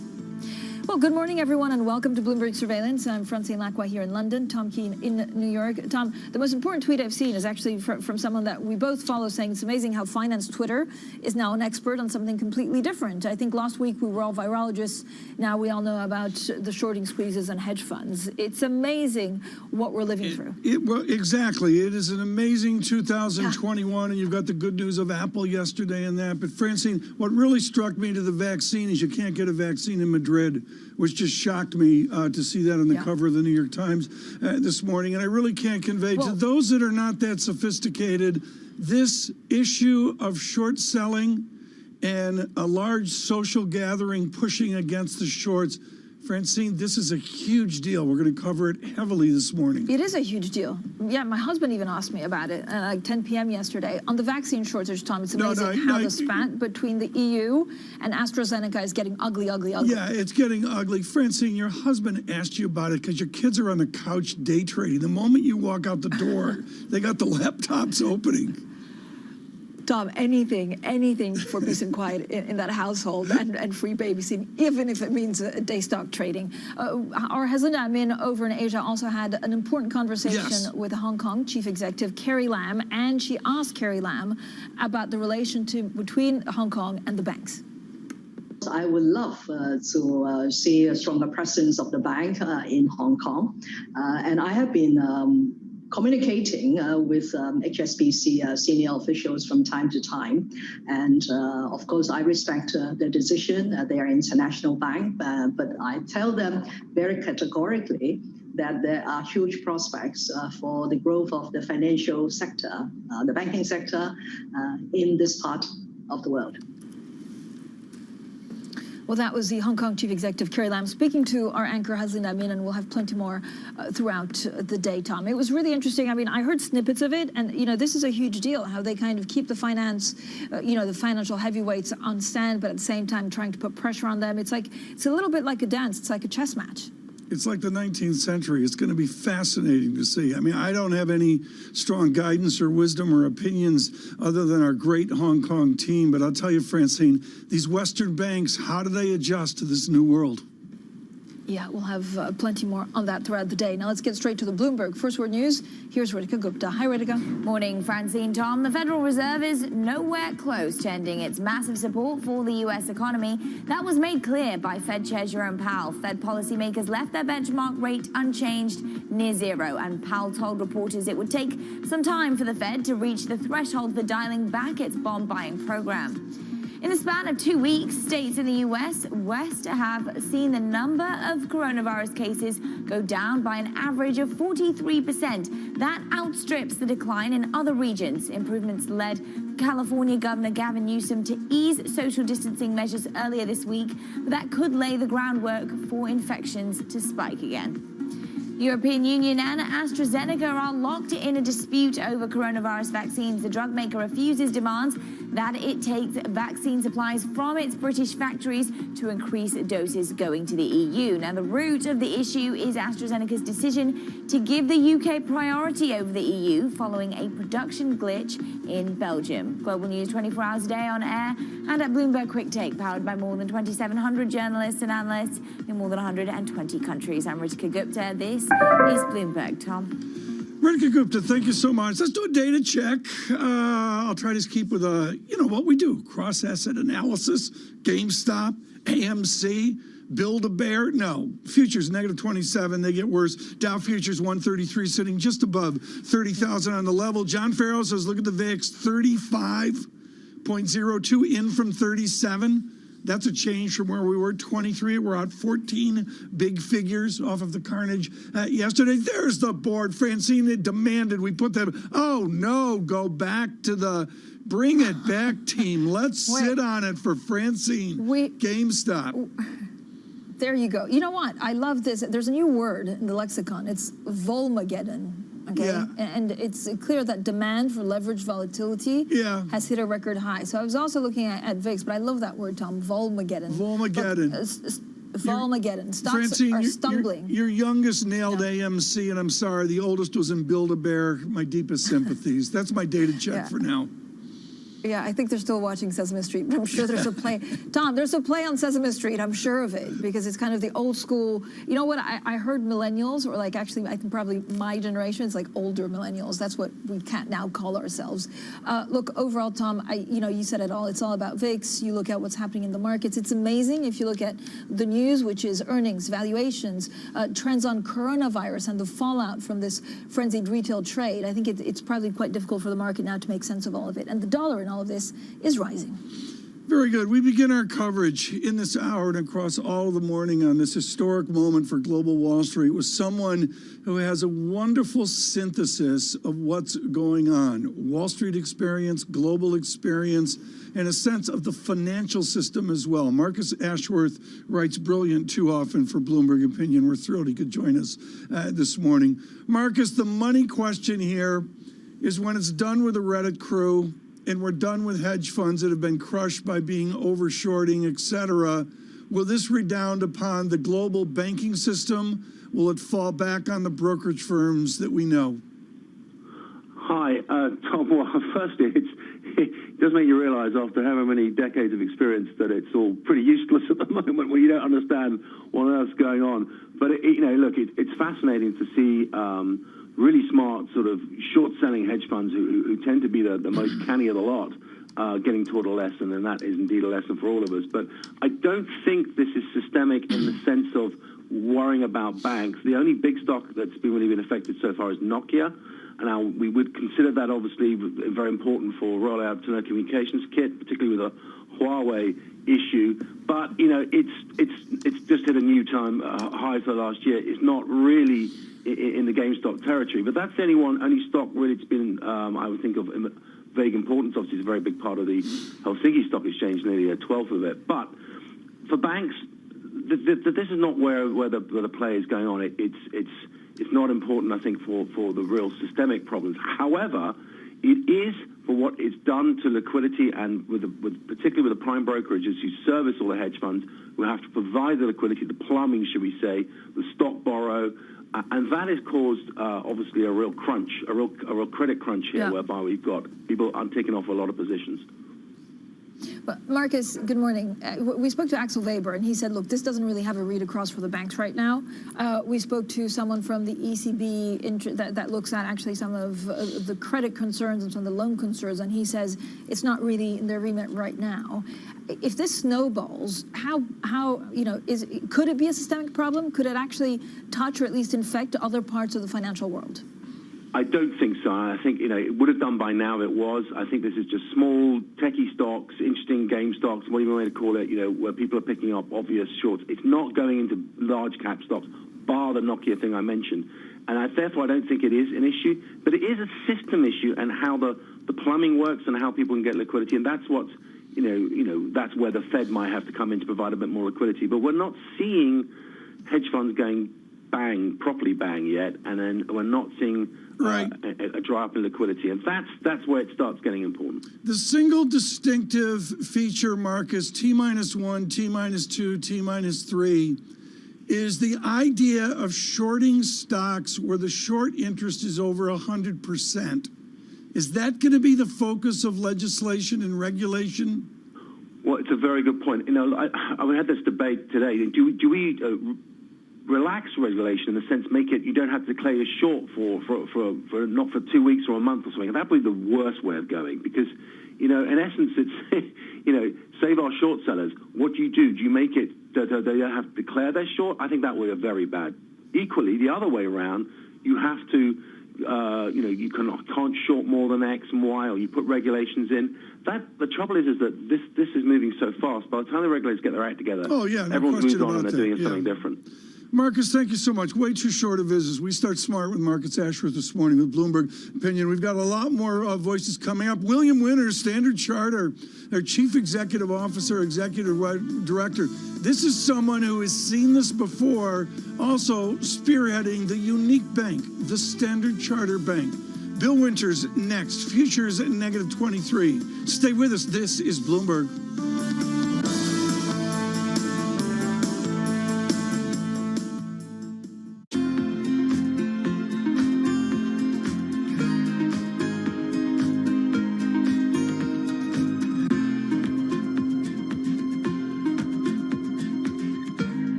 Continues to be, recovering well.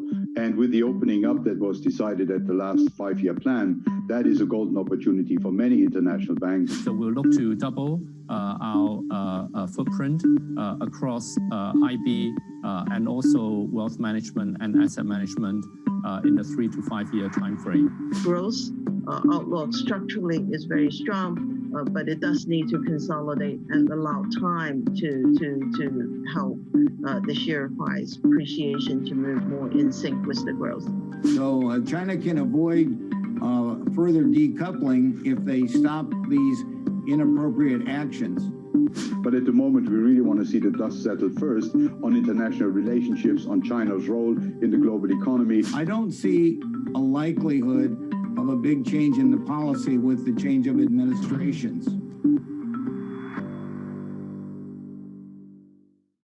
Let's just start with the numbers. And it would be essentially free cash flow positive in 2021. That was sooner than people had been expecting. We have pretty good numbers here in the biggest divisions of Morgan Stanley. They are firing on all cylinders. We've had this huge rivalry historically between Morgan Stanley and Goldman Sachs. There are 24 reasons for Mr. Diamond to celebrate today. As much as people may want to focus on trading, for Bank of America, it's all about credit. It seems the markets are very happy with Trump. They're very happy with Biden.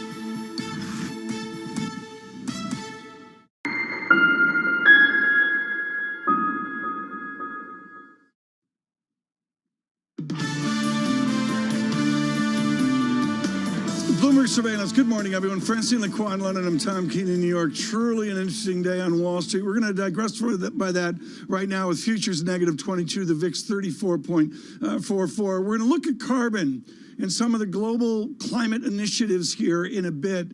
But right now, a more than timely interview on global banking in his unique bank. William Winters joins us. Bill Winters, Standard Charter Chief Executive Officer, the gentleman from America corralling the interesting emerging market dynamo Standard Charter. Bill, wonderful to have you on. If I look at the performance of your Standard Charter, and you came in under great duress and have corralled the bank, your share price is back where it was 25 years ago. What is the strategic plan to reverse the trend and add value to your very unique bank? Yeah, first of all, very nice to be here, Tom and Francine. That, of course, is the big question. And thankfully, we've got some really good answers.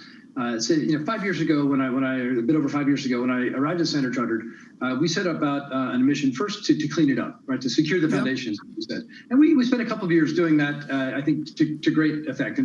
But you never quite know whether you've cleaned it up completely until you go through a period of stress. And we've certainly experienced that over the past year and a half between the pandemic and the geopolitical tensions that are on everybody's minds, U.S., China, et cetera. But then we reshifted the focus back to growth. And up until the advent of the pandemic, we were growing quite nicely. We had a target of growing 5 to 7% per annum on the top line, doing that with expenses that were growing lower than inflation. In fact, we've kept expenses flat for the better part of 5 years. To do that without consuming more capital, putting us in a position to significantly step up our investment and return capital to shareholders. All of that was very much on track as we got into the pandemic. We've clearly taken a step back now, a combination of short-term credit pressures, I think what will end up being a medium to longer term challenge of very low interest rates. But the underlying growth engines are still in place. So we have a unique footprint across 60 countries, right, on another 60 countries, that gives us the opportunity to engage with our customers on their cross-border business, and that continues to go very well. We have a very unique spot in covering affluent clients across the 26 markets where we have a retail business. That has continued to grow. Of course, it took a dip during the early days of the pandemic, but we're now back to full speed. And we've done all this while heavily investing in digitization. Well, you know, Bill, I take your point, and I do mention, folks, the pandemic has gotten in the way of everybody, and Standard Charter, out with 60 countries, defines that. Bill Winters, how do you defend against the juggernauts? James Dimon, who you've got a nodding acquaintance with, has decided to go digital in the United Kingdom. Maybe that's not a threat to Standard Charter, but how do you defend against the big banks who want a piece of your emerging market action? Yeah, we've been defending ourselves against that for years. And yes, the fact is, on our cross-border network business, we're a top-tier market share player, despite the fact that we're a medium-sized bank, where we're not the behemoths that you're referring to. But we hold our own because we have deep client relationships. We're deeply local. We have very good technology that connects our clients to each other and to us. And that's a very strong position to defend. Of course, we understand the risk dynamics in our local markets as well. The more interesting competitors really are on the local level. So who's coming up in the regional markets in ASEAN? And obviously the Chinese banks are huge and strong. The digital banks, of which we have one in Hong Kong, will be trying to interrupt that market, which for us is our largest and a very profitable market. So these are the challenges that we're facing, and we're facing them head on. So what we're doing is trying to beat them at their own game. So the digital bank that we've launched in Hong Kong, it's got the highest app store ratings of certainly of the digital banks in Hong Kong, but of certainly the top tier globally. It's an excellent user experience. We delivered that. Now that the ongoing program of delivering customer service is relatively low cost because it's entirely digital. 9 digital banks in Africa. We've announced a partnership in Indonesia with the largest e-commerce platform. So these are the ways that we're keeping call it the big guys, banks, but also big tech out of our turf, and at the same time dealing with the local competition, which in many cases is very strong. On Hong Kong, if Standard Chartered was asked to actually freeze accounts of activists, would you have done so? We have a very clear policy on dealing with law enforcement. When we have a legal judgment or a requirement under the law from law enforcement, we comply with that. We do that in the U.S. We do that in terms of the extraterritorial reach of the U.S., applying U.S. sanctions, most obviously. We do that in China. We would do that in Hong Kong as well. So while we could never comment on a specific case, we are absolutely true to the laws of the land in which we operate, have been, will continue to be. And by the way, our clients understand that perfectly. Bill, thank you so much. Bill Winters, our Standard Chartered Chief Executive, stays with us, and we'll talk a little bit more about the carbon market and, of course, how to avoid greenwashing at all costs in financial institutions. Now, coming up next, we speak to the Norges Bank Investment Management Chief Executive Officer. He's Nicolai Tangen. That's at 6:30 a.m. in New York, 11:30 a.m. in London, and this is Bloomberg.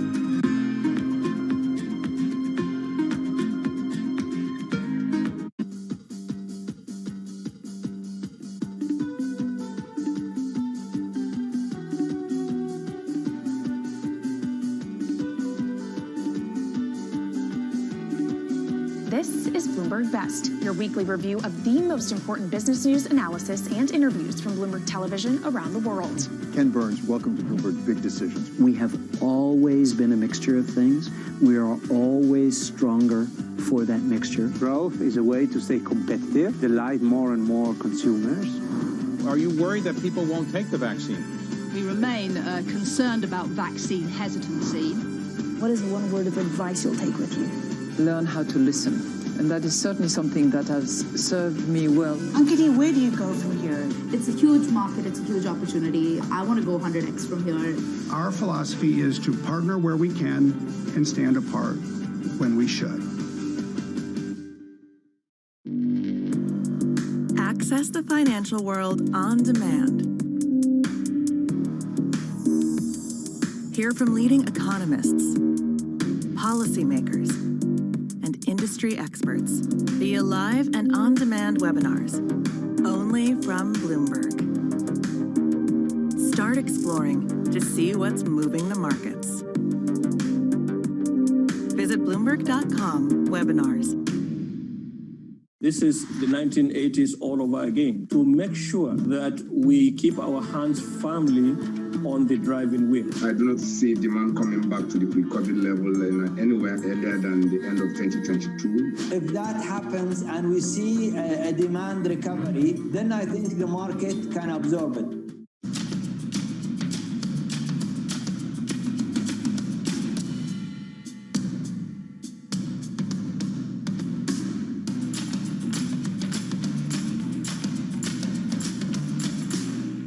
This is a market that over the past few weeks has made it clear it wants to go higher. It got a little spooked by the idea that geopolitical tensions are rising.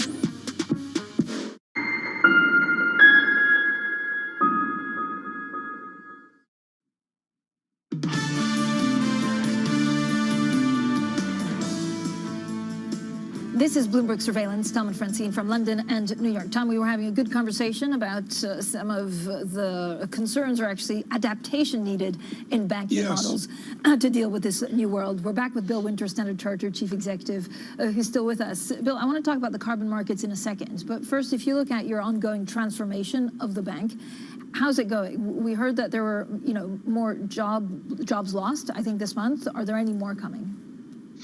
Well, the transformation is going very well. I mean, as I was mentioning in the context of our strategy, we've been steadily digitizing our business from end to end, together with new ventures that are beginning to make a real impact on our ability to serve customers. And I think over time, we'll have a real impact on our profitability.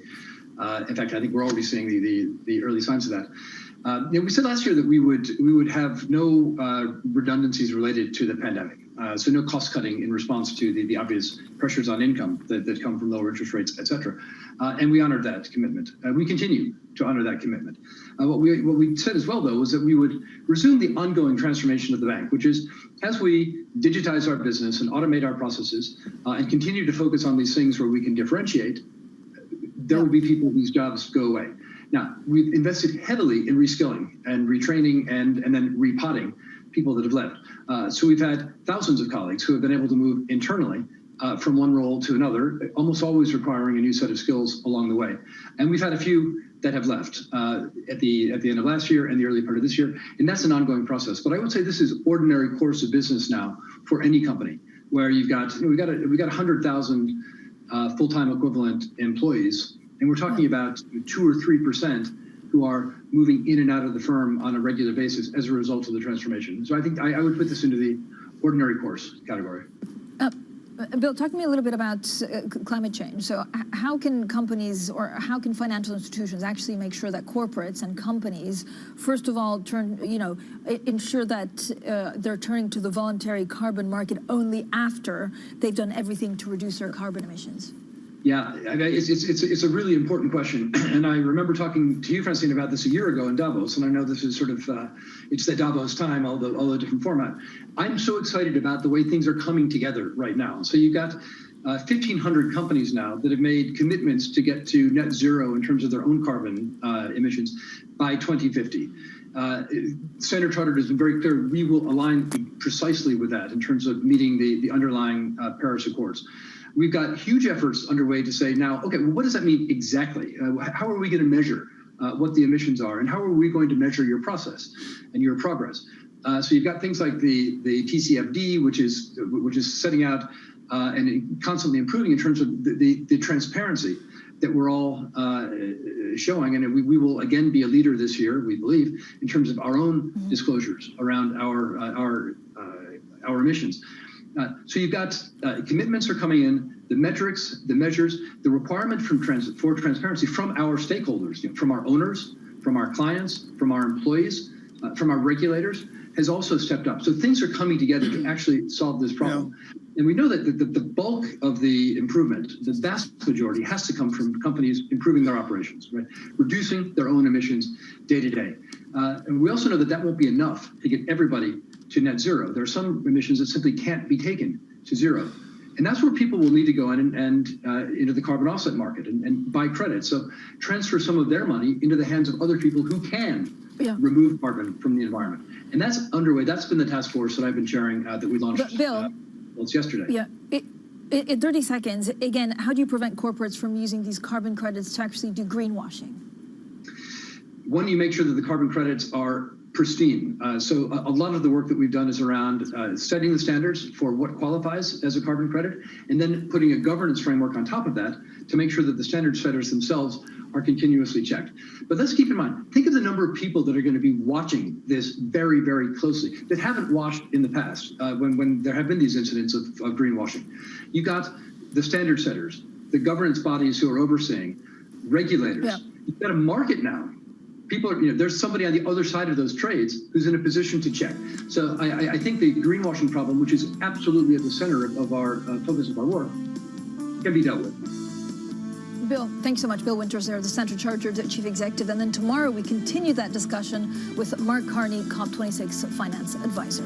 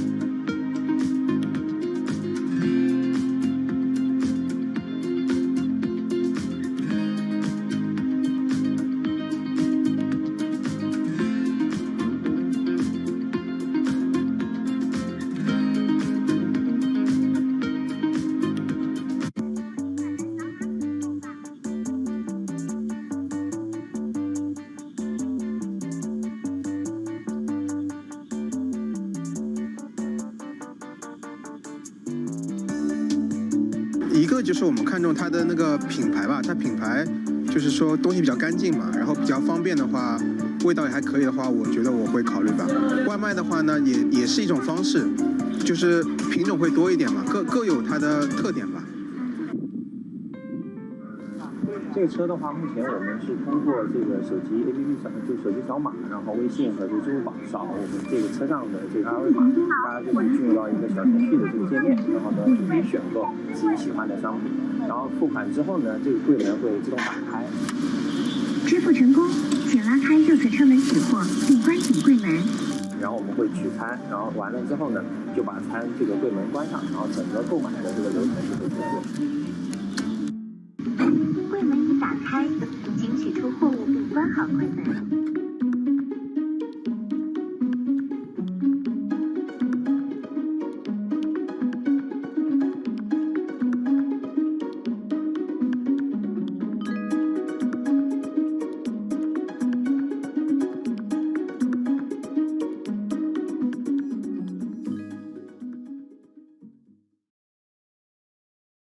their CPG history, their experience, and really how we might be able to combine together to really create this fantastic public company. And so we kind of got into the SPAC thing a little bit before it became such a hot method of going public. Trading revenues coming in better than expected. Everything cash, $1.4 trillion of cash. One of the most notable aspects of this report that was stellar.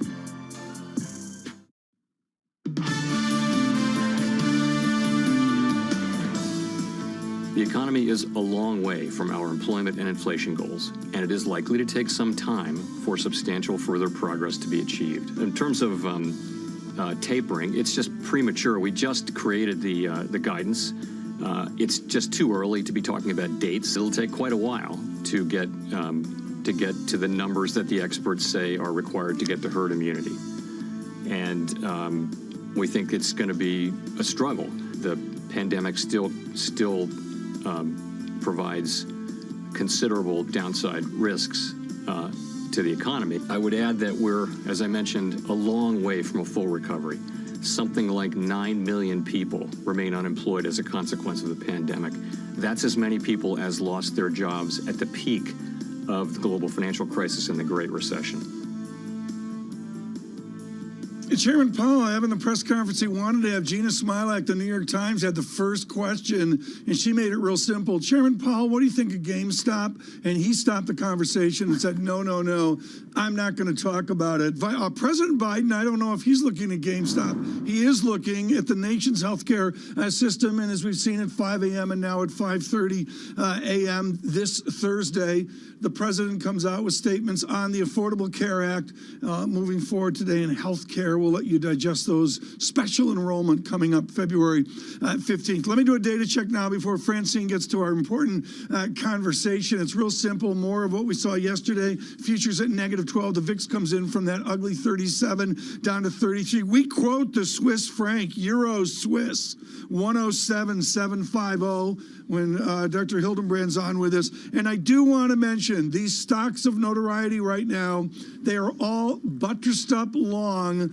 right up against yesterday's resistance. GameStop below the 385 level, but indicating 370 right now. Those are the closes yesterday. GameStop 347 up at 370 right now. I got the Swiss franc in, Francine. Say thank you. Thank you, Tom. I like the stocks of notoriety. I call it the frenzy retail trading. It's kind of the same thing. I don't know what you want to call it, but it's been pretty unbelievable and incredible to watch. Joining us now to talk about all of this, actually, the market's macro impacts, even vaccination delays, is Philip Hildebrand, the BlackRock Vice Chair, and we couldn't be more delighted to hosting them today. Philip, let's start with the markets, because given what we're seeing in these frenzied retail stocks, and I know you're not going to talk about GameStop probably, but does it have an impact on certain parts of finance that could make history? Is it something that could turn ugly very soon? Good morning, Francis. Great to be on. Thank you very much.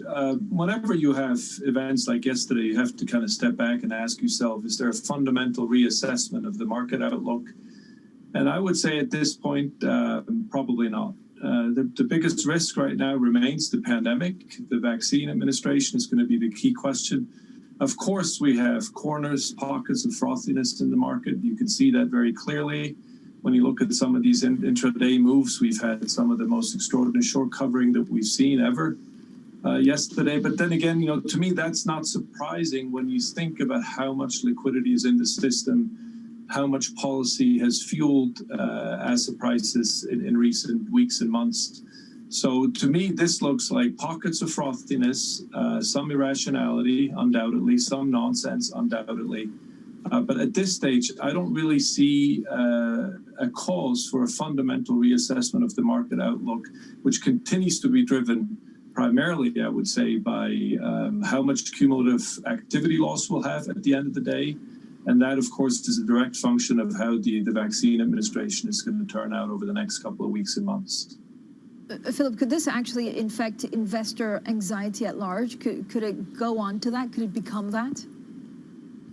I think what would really do that would be if we saw a significant derailment of the vaccination strategy. the good news, and we should remember this, Chairman Powell said yesterday rightly that if you look at unemployment, it looks worse than the financial crisis. However, if you look at cumulative activity loss, it is still very likely that we're going to end up with only a fraction of the cumulative output loss that we suffered during the financial crisis. And I think that's the key driver. The fund right now just put out some estimates thinking that it's going to be about a fifth of the loss that we suffered in the years after the financial crisis. And to me, that is the fundamental driver. And as long as we can be sure that the vaccination works, it gets us to a better place by mid-year, I think that forecast will be correct, that we will, in the end, have far less cumulative output loss than we did in the aftermath of the great financial crisis. Dr. Hildenbrand, good morning from New York. I want to talk, and I want to center this around the mathematics, which I'm sure you learned at the University of Toronto years and years ago. And that is, at the end of the day, on any form of derivative transactions, cash has to cover the trade. There's no question about that. We've seen that with two noted hedge funds making a cash infusion into a troubled hedge fund now. How should an institution like BlackRock adapt and adjust in the coming months to the reality that there's going to be billions of dollars of losses and somebody's going to have to cover those losses? Well, remember, Tom, our business model is very much long-term. 2/3 of our assets, of the clients' assets that we manage on their behalf, are related to pensions, to retirement. So by definition, as a platform, cumulatively, we are very long-term oriented. And that's why we need to look at these factors that are really going to affect the overall outlook of markets and not just the day-to-day situation. I think it's clear that some of what we saw yesterday is some people had to sell positions to fund other positions in the derivative market. So I think those are some of the natural things you get when you do have pockets of frothiness, as we do currently. Explain to us now your view of Europe. I notice inflation expectations is wide apart across the Atlantic between the inflation lift of America versus the challenges of Europe. You are intimately familiar with this as a former head of the Swiss National Bank. Philip Hildenbrand, on the state of European inflation and the state of the economy, please. Well, again, you look back at inflation as a global phenomenon. First of all, that's the way I would always start. And here I definitely see some signs that, assuming that we can get through this pandemic and the vaccination strategies work, and Europe is sadly lagging behind a bit on this. But I think if you look through that, you will see that we're probably underestimating the inflation dynamics globally. We're going to see long-term effects, the shift to sustainability, which we think is tectonic. It's really a very significant shift. That's going to tend to be inflationary at some level. I think the rearrangement, the rebuilding of global supply chains, making them more resilient, is likely to be inflationary. So I actually see longer term, as I look through the kind of short-term activity and volatility, I do see an uptick in inflation. Markets are right now pessimistic on Europe. If you look at 2020, we've seen significant outflows out of European equity markets. My guess is that's about to change. Europe has done some very important things in the last year. Most importantly, the Recovery Fund is about to spend significant fiscal resources in all countries, including on the shift to sustainability and net zero. So I would not be surprised at all if the market is going to reassess the European outlook in the weeks and months to come. Philip, how quickly could that repricing actually happen? So if you are expecting inflation, which the market at the moment is not really looking at, which, that of course changes the trajectory for central banks, would that be a shock? No, I don't think it's going to. First of all, it's not going to happen immediately. It's going to be, moderate. I don't think we're going to see any kind of runaway inflation. And moreover, in the first phase, I would expect central banks to ensure that rates remain low. So in a way, we're going to see gradual pickup in inflation, probably to a different regime than what we've had in the previous decade. But certainly initially nothing alarming, which would allow the central banks to keep rates low. So we're going to have an environment initially where growth will surprise on the upside, inflation will start to pick up, but we'll continue to have low rates, which of course will be good for the for servicing the very high debt levels that we have coming out of this crisis. Dr. Hildebrand, long ago and far away, you were at More Capital Management. You know the hedge fund game. I want you right now to defend the boys on the couch. I take great issue with the idea that these are children playing with laptops on the couch. I would suggest there's a relative level of sophistication there. Hedge funds are allowed to lose money. Hedge funds are allowed to do stupid things. Why are we tarnishing these people on the couch, just taking the other side of the trade? I'm not tarnishing anyone. I think we just have to.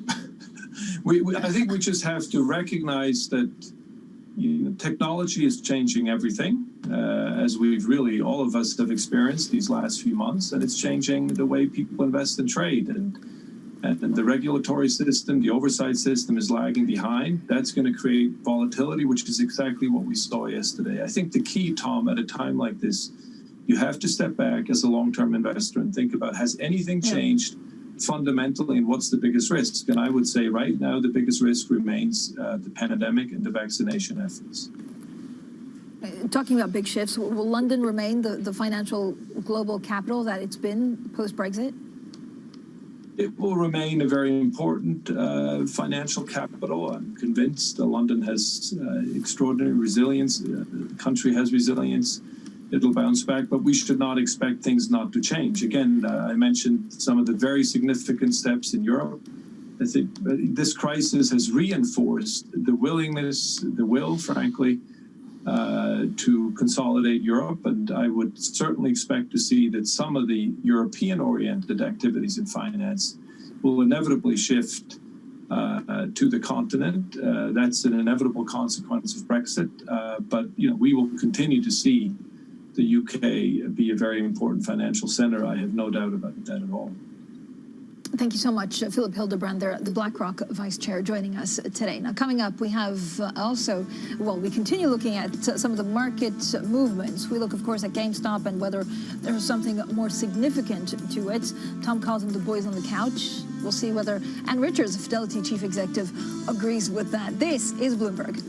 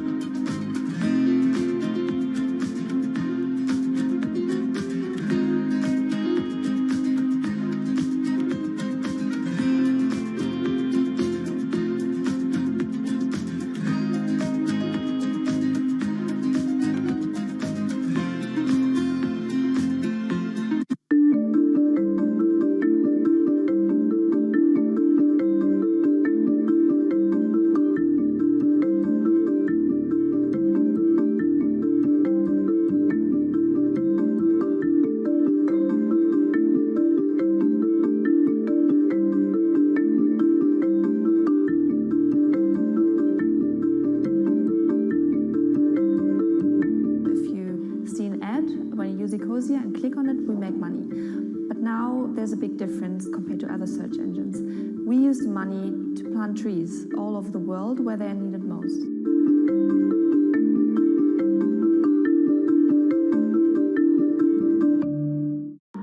Our generation's biggest problem. Climate change is happening. And the world's most innovative solutions. Transport, industry, buildings, electricity, all of those things. Everything you need to know about our changing environment, the politics of global warming. We can and we will deal with climate change. In the fight against climate change, Bloomberg Green has you covered.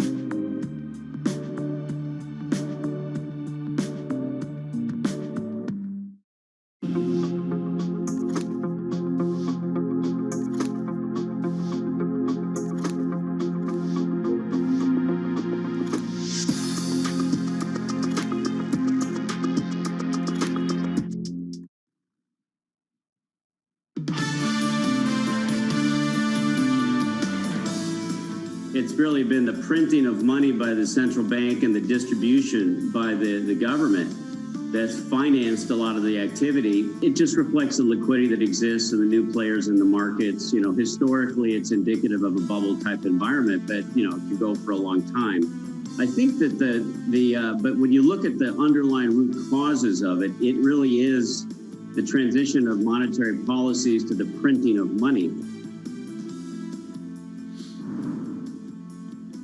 Well, that was the Bridgewater Associates Co-Chief Executive Officer Robert Prince weighing in on the retail trading drama. Now, to talk more about the drama, to look at also at the read across for maybe other aspects of the markets, we are delighted today to be joined by Anne Richards, Fidelity International Chief Executive Officer. And usually we do this interview in the cold of Davos, you know, just outside the slopes. Today we're doing it in a warmer environment, but actually with crazy markets. When you look at the frenzy that we've seen in retail investors on certain stocks in the U.S., does it infect other parts of the market?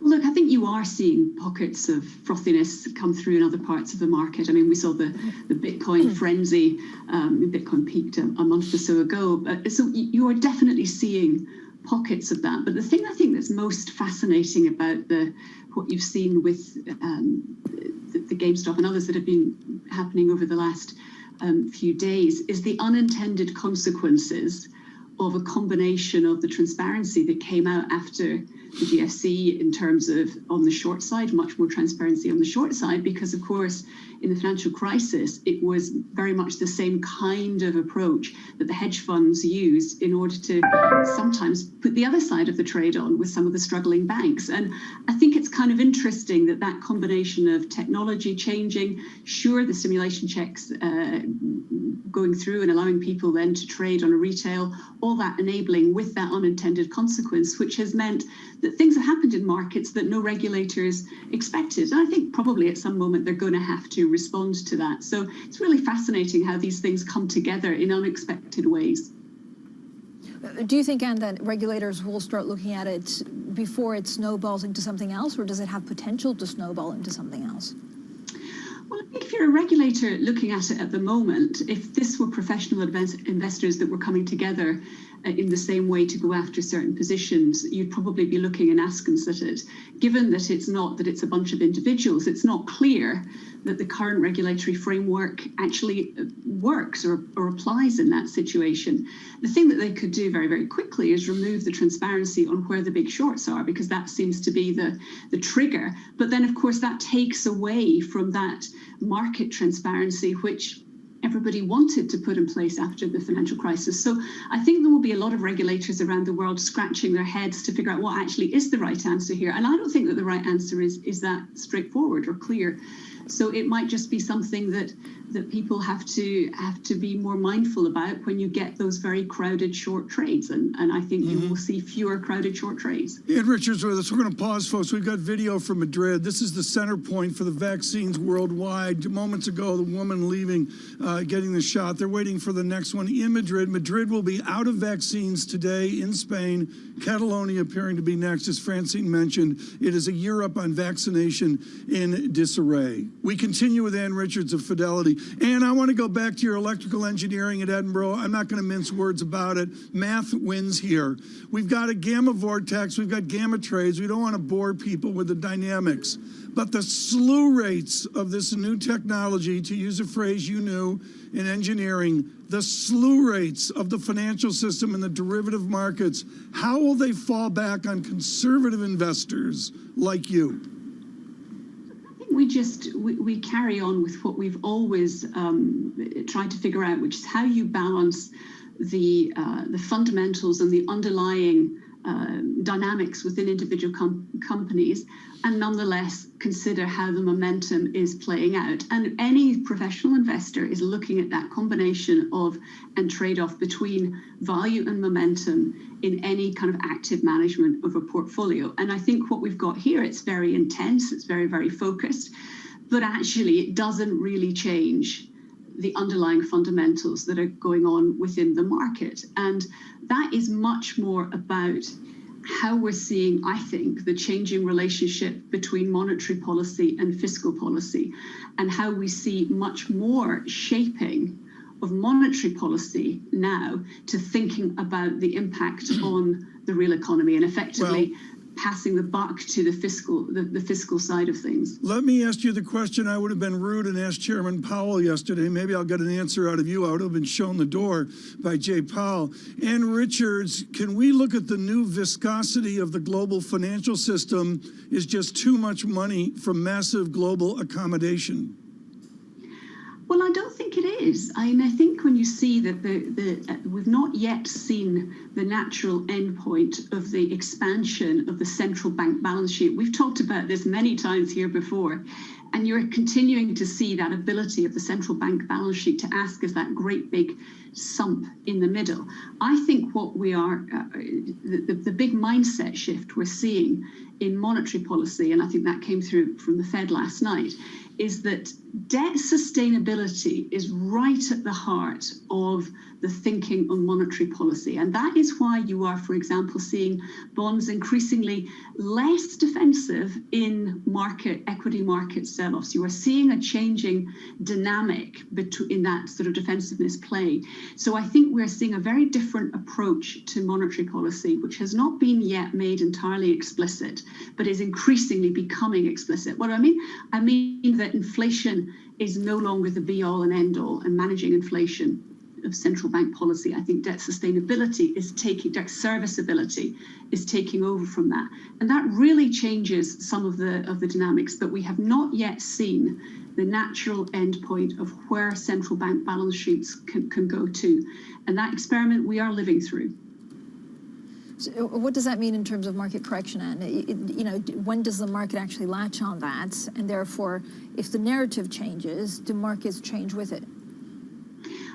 I think there's a couple of different things which play out in this. The first is, it's very hard not to look at those pockets of speculation that we talked about earlier and not feel that the market is due some degree of consolidation correction, because you're seeing though that type of speculative activity, it tends to precede some form of correction and consolidation. So I think that is we're probably due that. I think the other side of it, though, if you think about the stimulus that's gone through, the speed of the fiscal response, the things we were hearing from Philip just a moment or two before about how we've contracted this economic cycle and we're now into that recovery phase. You're looking at estimates 7%, 8% GDP growth out of the US this year. That in terms of what it will do to earnings momentum is really pretty significant. So I think you have to balance the fact the froth will get thrown off, we'll have consolidation, but at the same time, there is still really quite a lot of economic momentum that is driving its way through the rest of 2021. Ann Richards, thank you so much for joining us. With Fidelity International, their Chief Executive Officer, just wonderful comments there on what we see. And what we see is a lift. I want to make this very clear. GameStop, just as an indicator of the early morning, through the high of a 385-ish yesterday, dramatically through to 425, and it is a burst right now. I've got a number of these up on my Bloomberg terminal, and I've got just to take out in a new high for GameStop right now as the longs dominate. S3, who are the counter of short interest, make clear there is continued short interest that the longs squeeze against. Coming up, our Bloomberg year ahead, the year ahead, with Georgieva, with Carmen Reinhardt of the World Bank, Eric Peters as well. This is Bloomberg. Good morning.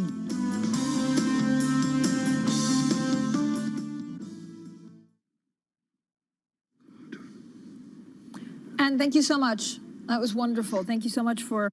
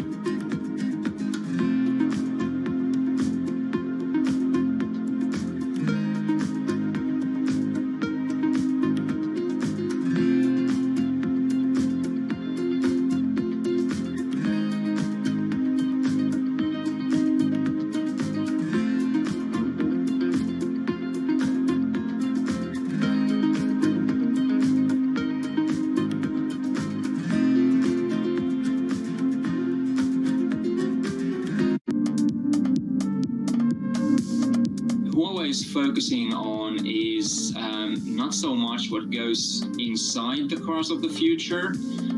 So they're not working on doing a self-driving car or an autonomous vehicle themselves, but rather they're focusing on the surroundings.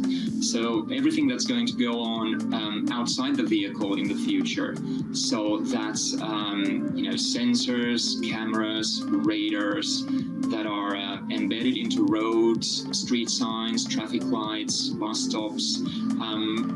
Infrastructure that's going to provide information, something to help the vehicle know what's going on around it, to help it, stay on schedule if it's a bus, or avoid other vehicles, avoid accidents, provide information about weather conditions, potential hazards down the road, and so forth. Bloomberg has enhanced search on the terminal to deliver what you need when you need it. Now, you can simply type phrases in everyday English in the command line. Compare financials. Find people. Analyze markets. You can enter phrases or ask questions. What do you want to know today? Ask a question or visit SearchGo to find answers now. It's really a reminder, isn't it, just how sensitive the markets are to any commentary about trade. We did see some pressure on the yuan, we did see some pressure on the futures. That is now being reversed.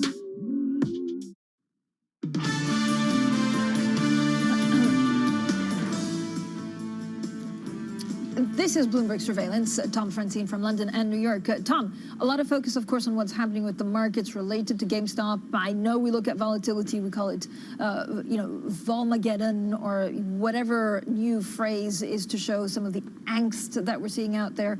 European stocks down some 1%, also looking at earnings, Tom. Yeah, absolutely. No question about it. GameStop bursting out to new highs, 385 up to a 425. Those are closes yesterday. AMC Entertainment still busters up just through 20 moments ago. I really want to emphasize, folks, we'll follow this through the day. Not so much the tawdriness of it, but really an interesting effect on global Wall Street. We'll continue that discussion in our next hour on Apple. William Power of Baird. Stay with us. This is Bloomberg. Good morning.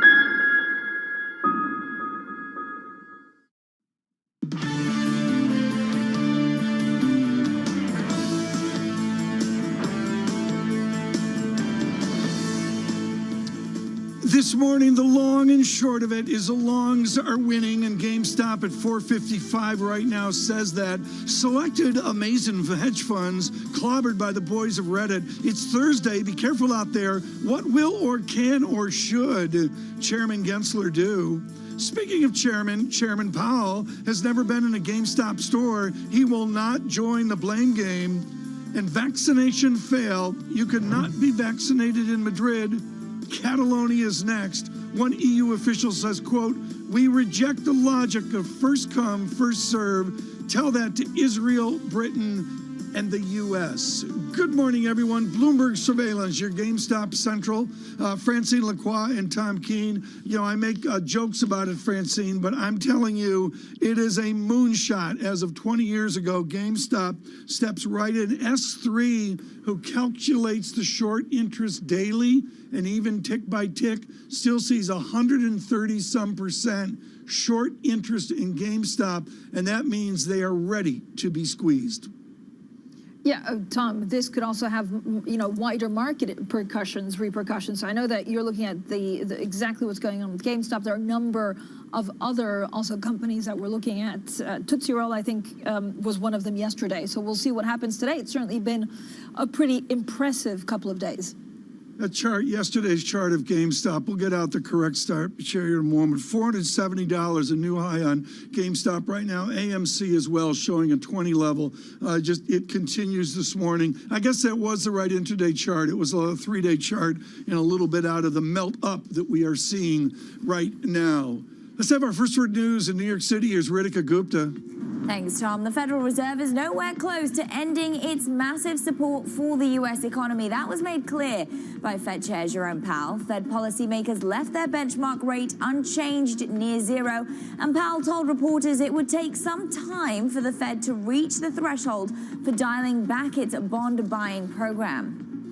In the span of 2 weeks, states in the U.S. West have seen the number of coronavirus cases go down by an average of 43%. That outstrips the decline in other regions. Improvements led California Governor Gavin Newsom to ease social distancing measures earlier this week, but that could lay the groundwork for infections to spike up again.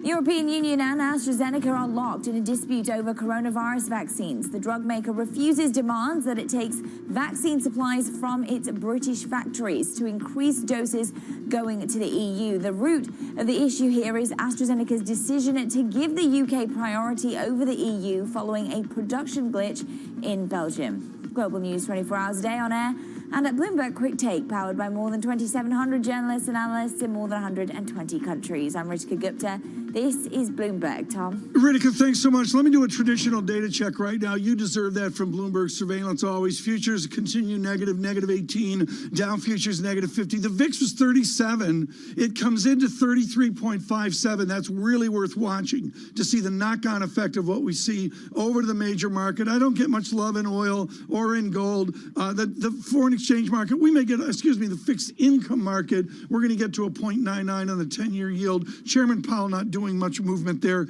yesterday. Francine, help me. Francine, what's your GameStop quote? Well, Tom, first of all, GameStop is actually taking a pause from its meteoric ascent this morning after this brief outage of the Reddit forum, whose users have fueled the stock surge. So that's just something that we need to keep an eye on. I know it's not always easy to follow these things. Our Tom Keene, of course, an expert, and on top of this, 100%. Overall, though, you're right, Tom. Global stocks are falling from these records. There's quite a lot going on. That's probably my understatement of the year. I'm so very British at these times. There's concern about earnings, concern about valuations, concern about coronavirus, and of course, again, they look at GameStop, and I guess some of the older school investors don't really know what to do with it. Dollar rising, Tom. Moments ago, GameStop hit $500 a share. Let me stop the show and make clear that you're seeing a frenzy of punditry about complex stuff in derivative markets in what is called a short squeeze. We said good morning to Dennis Gartman yesterday, who was absolutely brilliant on the history of it. You are looking at a 3, even 4-day chart there of GameStop. It is arithmetic, not logarithmic. And that moonshot over on the center, on the right side of the time series, shows the agony right now at $500 per share. Francine?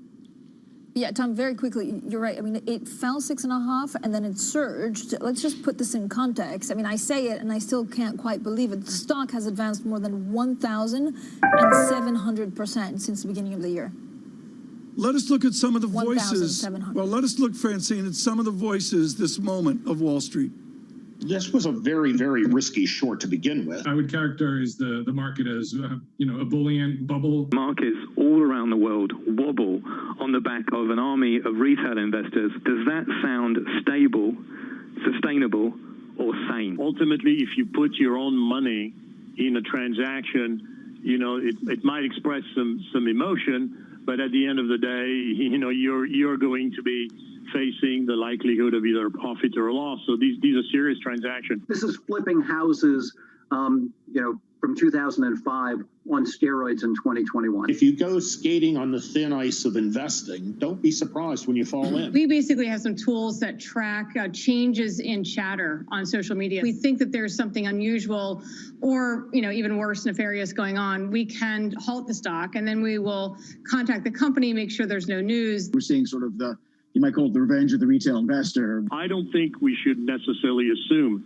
that investors, retail investors who put their money in these transactions are just motivated by some vague political notion of grievance or redress or Main Street against Wall Street. Our economic team, including Secretary Yellen and others, are monitoring the situation. I expect the regulators will respond to this after the fact. It will come well after the crowd has dispersed. Ultimately, that's going to benefit, though, the biggest firms that can afford to invest in ensuring that their platforms are safe. The punditry continues, and I really want to say that the vast majority of our guests, including the wonderful Ann Richards, are really, really quite proficient in the mathematics of this moment. He is proficient in the math. Our macro strategist, Cameron Price, will do the Greek letters for us this morning. Cameron, my mood this morning is to defend the Reddit crew. They're getting pilloried by global Wall Street right now. They're lazy pukes on the couch. I get all that. Forget about it. They're not. They're very sophisticated, going against hedge funds with massive short interest in selective stocks. Is that the heart of the matter, that it's been too big of a short bet? Yeah, I mean, to a degree. Listen, ultimately, a market price is the intersection of supply and demand. End of story, right? Now, typically, in what we call a normal environment, that supply and demand is dictated by what we would think of as fundamentals, prospects of a company's earnings, or on a short-run basis, momentum. I think you could argue that over the last few years, we've seen that relationship start to fray a little bit, perhaps because of easy money and financial repression around the world, or perhaps because of the ease of communication of social media. But things like Tesla, Bitcoin, crypto, whatever, I think what we've seen there is a group of motivated buyers come together, identify situations where supply is relatively limited, in the case of Bitcoin by design, in the case of Tesla because of the lack of other pure EV alternatives, and drive prices well beyond what most conventional metrics of fundamental value would dictate. Now, all this GameStop stuff is taking that to the next level and dispensing with even the illusion of some sort of flimsy fundamental justification, and just identifying an environment where there's a limited supply, a limited capacity for supply, and potentially a trigger for substantial demand if they can get shorts to squeeze. Yeah, if they can get shorts, okay. But long ago and far away, Cameron Christ, just for instance, folks, Krispy Kreme was a short du jour. This is years and years and years ago. And you would go out and you'd have to borrow Krispy Kreme shares to affect your short. Now we're in a massive derivative space, Cameron Christ, working at technological speed we never imagined. Can we do a proper short process, given put usage, given short future usage, given the technology usage of 2021? Well, I don't know if it's so much about technology. I think, as you referenced, the short base as a percentage of the outstanding float in GameStop is exceeded 100%.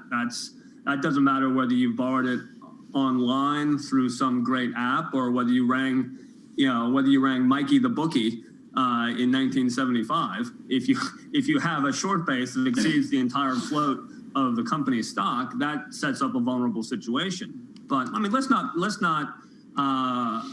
mince words here. I mean, this is not a market that functions properly.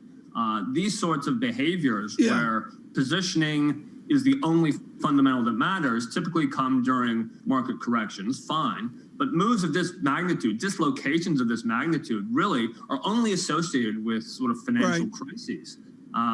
The thing that the precedent that comes to mind for which European viewers might recall is the Volkswagen arbitrage trade between preference shares in 2008, and that blew up spectacularly. But the key word there is 2008. It occurred during the context of the global financial crisis.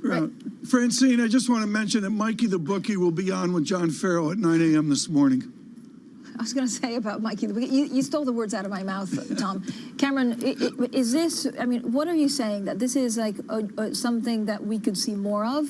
I mean, is this because we're in crisis mode, or are we going to see this type of behavior come up more and more? And what does it stop these kind of, concerted action from going on to the currency space, for example? Well, I think it certainly speaks to a problem with the market structure and a fragility in the market structure. And the fact that people have lost money being short is kind of neither here nor there. That's a function of risk management, position sizing. But the fact that we're seeing the sort of price action we are, so here's a fun little statistic for you. The Russell 3000, so the 3,000 largest stocks, so large caps, mid caps, and small caps. There were 60 names in the Russell 3000 that were up 10% yesterday, on a day when the S&P fell 2.5%. Now I've got data on this stuff going back to 1995, and there's only been 21 times when that percentage, roughly 2% of the Russell 3000 has gone up 10% or more on a day when the S&P has dropped 2%. And those observations are last March, so at the height of the Corona crisis, in the GFC, 2008, 2009, and at the apex and aftermath of the internet bubble, 1999, 2002. I don't think anyone would say that markets were broadly functioning properly during any of those environments. And sort of this is the company that we're keeping now. All right, Cameron, thank you so much. Too short a time. We'll have to get you back on to talk more about this. Cameron Kreis there, Bloomberg macro strategist with some smart analysis. Now, coming up next, our interview with the Hong Kong Chief Executive Carrie Lam. Look for that throughout the day. This is Bloomberg.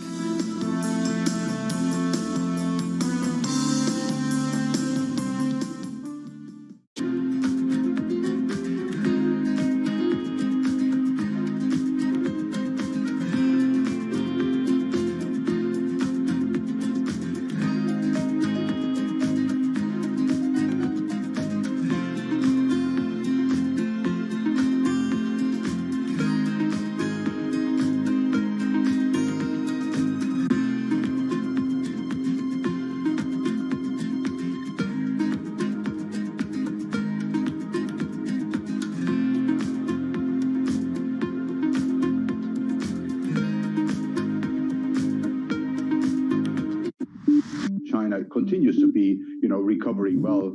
And with the opening up that was decided at the last 5-year plan, that is a golden opportunity for many international banks. So we'll look to double our footprint across IB and also wealth management and asset management in the 3 to 5 year time frame. Growth outlook structurally is very strong.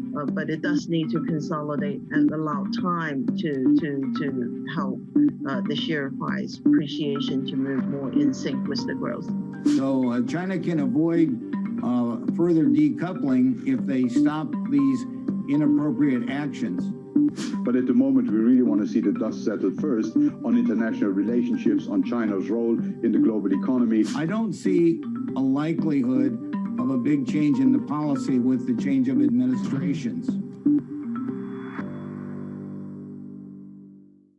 Trading revenues coming in better than expected. Everything. Cash, $1.4 trillion of cash. One of the most notable aspects of this report that was stellar.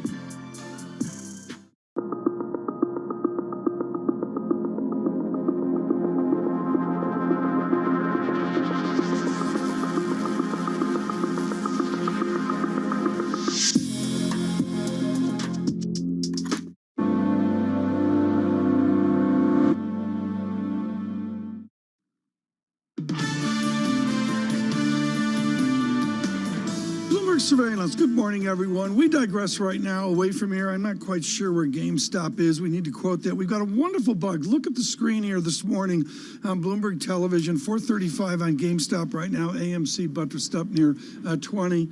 Let us digress. She is Carrie Lam. She's the chief executive of Hong Kong, came to international acclaim with a raging debate a good 20 years ago, I believe it was, over the demolition of the Queen's Pier in Hong Kong, and rose and rose and rose in the politics of Hong Kong.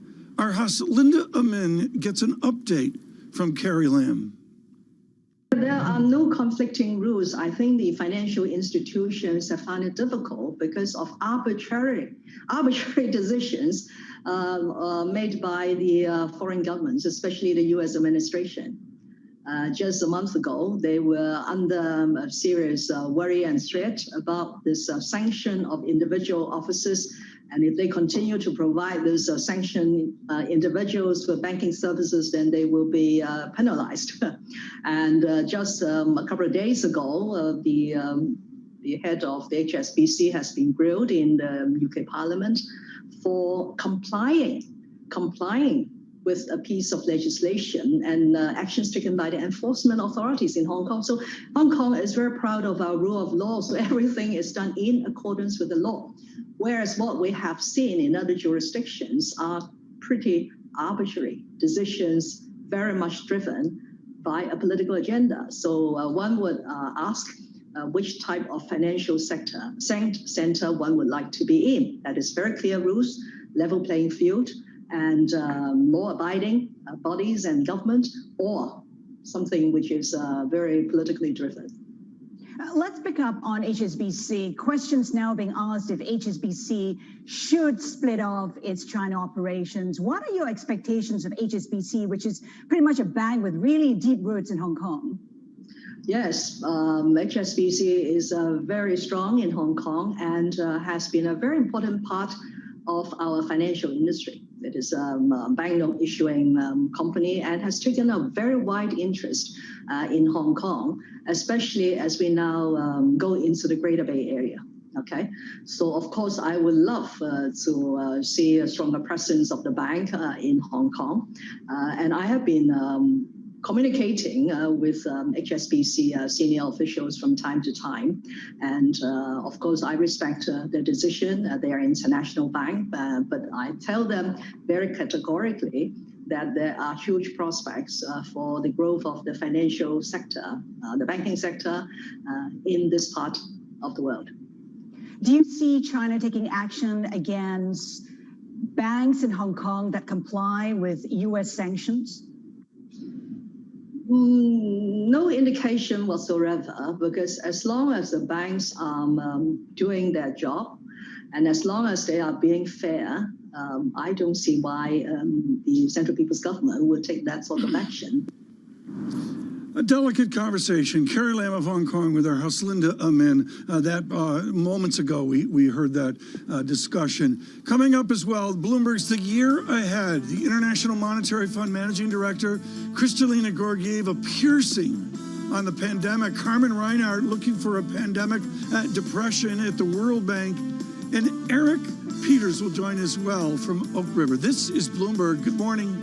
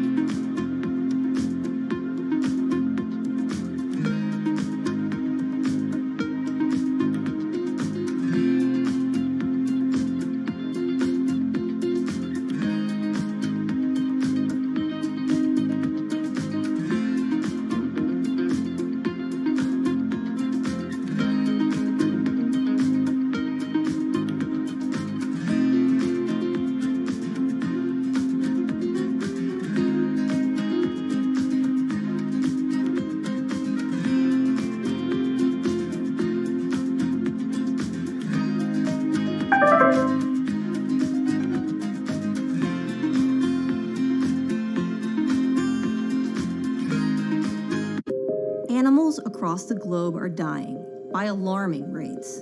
A report by World Wildlife Fund and the Zoological Society of London found that populations of mammals, birds, amphibians, reptiles, and fish fell by 68% in the last 50 years. In the tropical Americas, the rate was worse, with a 94% decline in the same period, and the size of observed wildlife populations in or near freshwater globally have fallen by 84%. Continued human abuse of the planet may lead to the collapse of the systems and resources that allow global civilization to persist in the first place. Overfishing and hunting, invasive species, pollution, habitat loss, and climate change are the main causes of this animal population crash. The report compiles evidence from 4,392 different vertebrate species and concludes the evidence for humanity's destruction of biodiversity is unequivocal. Using powerful computer models to simulate policy that stops biodiversity loss, scientists have explored scenarios to slow the trend. Such measures would include expanded conservation, increasing agricultural yields while also eliminating food waste, and cutting the global meat intake in half. By changing what the world eats and how it produces that food, nations could stop this tragic loss of life by almost 50%.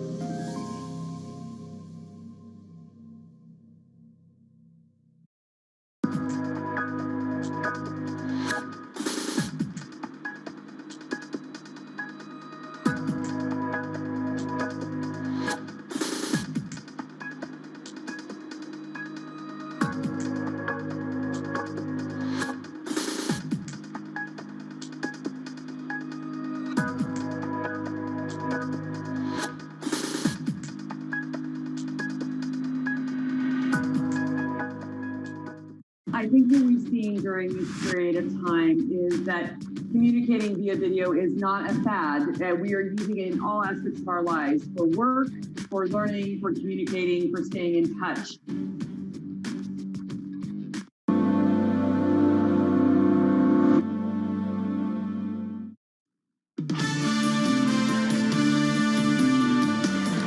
Surveillance. Good morning, everyone. Let's try to be normal here as we consider what's going on with GameStop and the rest. Let me get over to the Bloomberg terminal to inform you. GameStop up to that peak over 500. It comes back, but nicely contained. I really want to say on a tick-by-tick basis, it's got a very nice drift function and looks like something normal. I can't always say that about Bitcoin, but I can about GameStop. Again, $4.50 per share. Let's do a postmortem on Apple. The view forward on Apple. William Power joins on Apple. He's with Baird, which owns lots of apples, like Will Power, who owns Apple. Okay, we got that out of the way. Will Power, I read all the stuff, you read all the stuff. The thing is priced to perfection. How did it adjust your view of revenue growth and margin stability out 24 months? Yeah, Tom, good morning. Thanks for having me. Look, I mean, it was a massive quarter for them. For a company of Apple's size to grow revenue 21% to $111 billion, grow earnings, 35%, just speaks to the broad-based strength. And I think what gives us increased confidence over the next 24 months, in a lot of respects this was already in place, is it just further solidifies the thinking around the strength and opportunity around the ecosystem. Every product category in every geography grew double digits year over year. And I think one of the most telling numbers, Tom, out of the quarter yesterday was the update on device counts, because that's what really fuels the opportunities across the ecosystem. More than 1 billion iPhones in use globally and 1.65 billion total devices. 64% international. This is an unfair question. In 5 years, what's that statistic? It's probably 75%. It's going to continue to grow, right, as you look at the biggest growth opportunities for them. And that's not to say the U.S. is going to sit back, because there continue to be growth opportunities there as well as it continues to gobble up share. But the biggest opportunities are still some of the developing markets, and Tim Cook touched on this, like India, which is still small in the scheme of things, even though it doubled year over year. And you look at markets like Brazil, Indonesia, Russia, et cetera. These are all markets where there's significant, upside opportunity over time. William, what is their biggest concern? Some of these developing markets, are they contending with a Xiaomi? Are they contending with some of the big Chinese? And actually, what will give them the upper hand if they have it? Well, I think ultimately it comes back in part to the ecosystem, and of course, the brand they've established, the trust, with consumers. It's a combination of all of that. And the secret sauce for Apple has always been the tight integration of hardware, software, and services, and they've got to continue to execute on that and do that better. You can probably see the graveyard of devices behind me, right? As you look at, Nokia and BlackBerry, which ironically actually were surging yesterday. And once vanquished by Apple, but they couldn't make the transition to the software and services. And I think what Apple has really succeeded at for years now, right, is blending those capabilities, and they'll have to continue to do that to continue to grow its share globally. But post-pandemic, are we just going to need less devices? Well, I think post-pandemic, we're going to continue to need the devices that we've come to rely on over the course of the last 12 months, because I think this work from anywhere hybrid environment is here to stay. So I think we will still need at least the same number of devices. In some respects, maybe more, right? I mean, I think what the pandemic has demonstrated is just how critical, how mission critical Apple's devices are in all of our daily lives, right? And how we communicate and operate. And I don't think that's going to change coming out of it. All right, William Power, thank you so much, Baird Senior Research Analyst there. On Apple, up next, Nikolai Tangen, the Norway Sovereign Wealth Fund Chief Executive Officer. This is Bloomberg.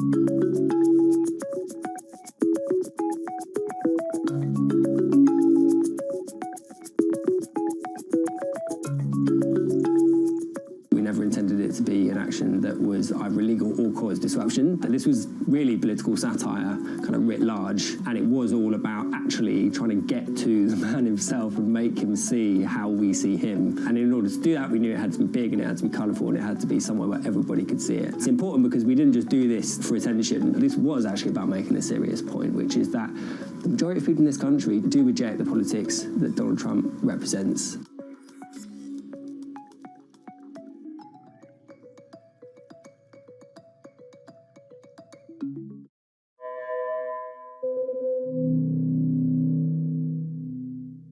Let's just start with the numbers. And it would be essentially free cash flow positive in 2021. That was sooner than people had been expecting. We have pretty good numbers here in the biggest divisions of Morgan Stanley. They are firing on all cylinders. We've had this huge rivalry historically between Morgan Stanley and Goldman Sachs. There are 24 reasons for Mr. Diamond to celebrate today. As much as people may want to focus on trading, for Bank of America, it's all about credit. It seems the markets are very happy with Trump. They're very happy with Biden. I am David Weston. Bloomberg Television is reinventing one of the most iconic brands in financial television for a new audience. Join me to see the news program for the clever investor. This is Bloomberg Wall Street Week. This is a market that over the past few weeks has made it clear it wants to go higher. It got a little spooked by the idea that geopolitical tensions are rising.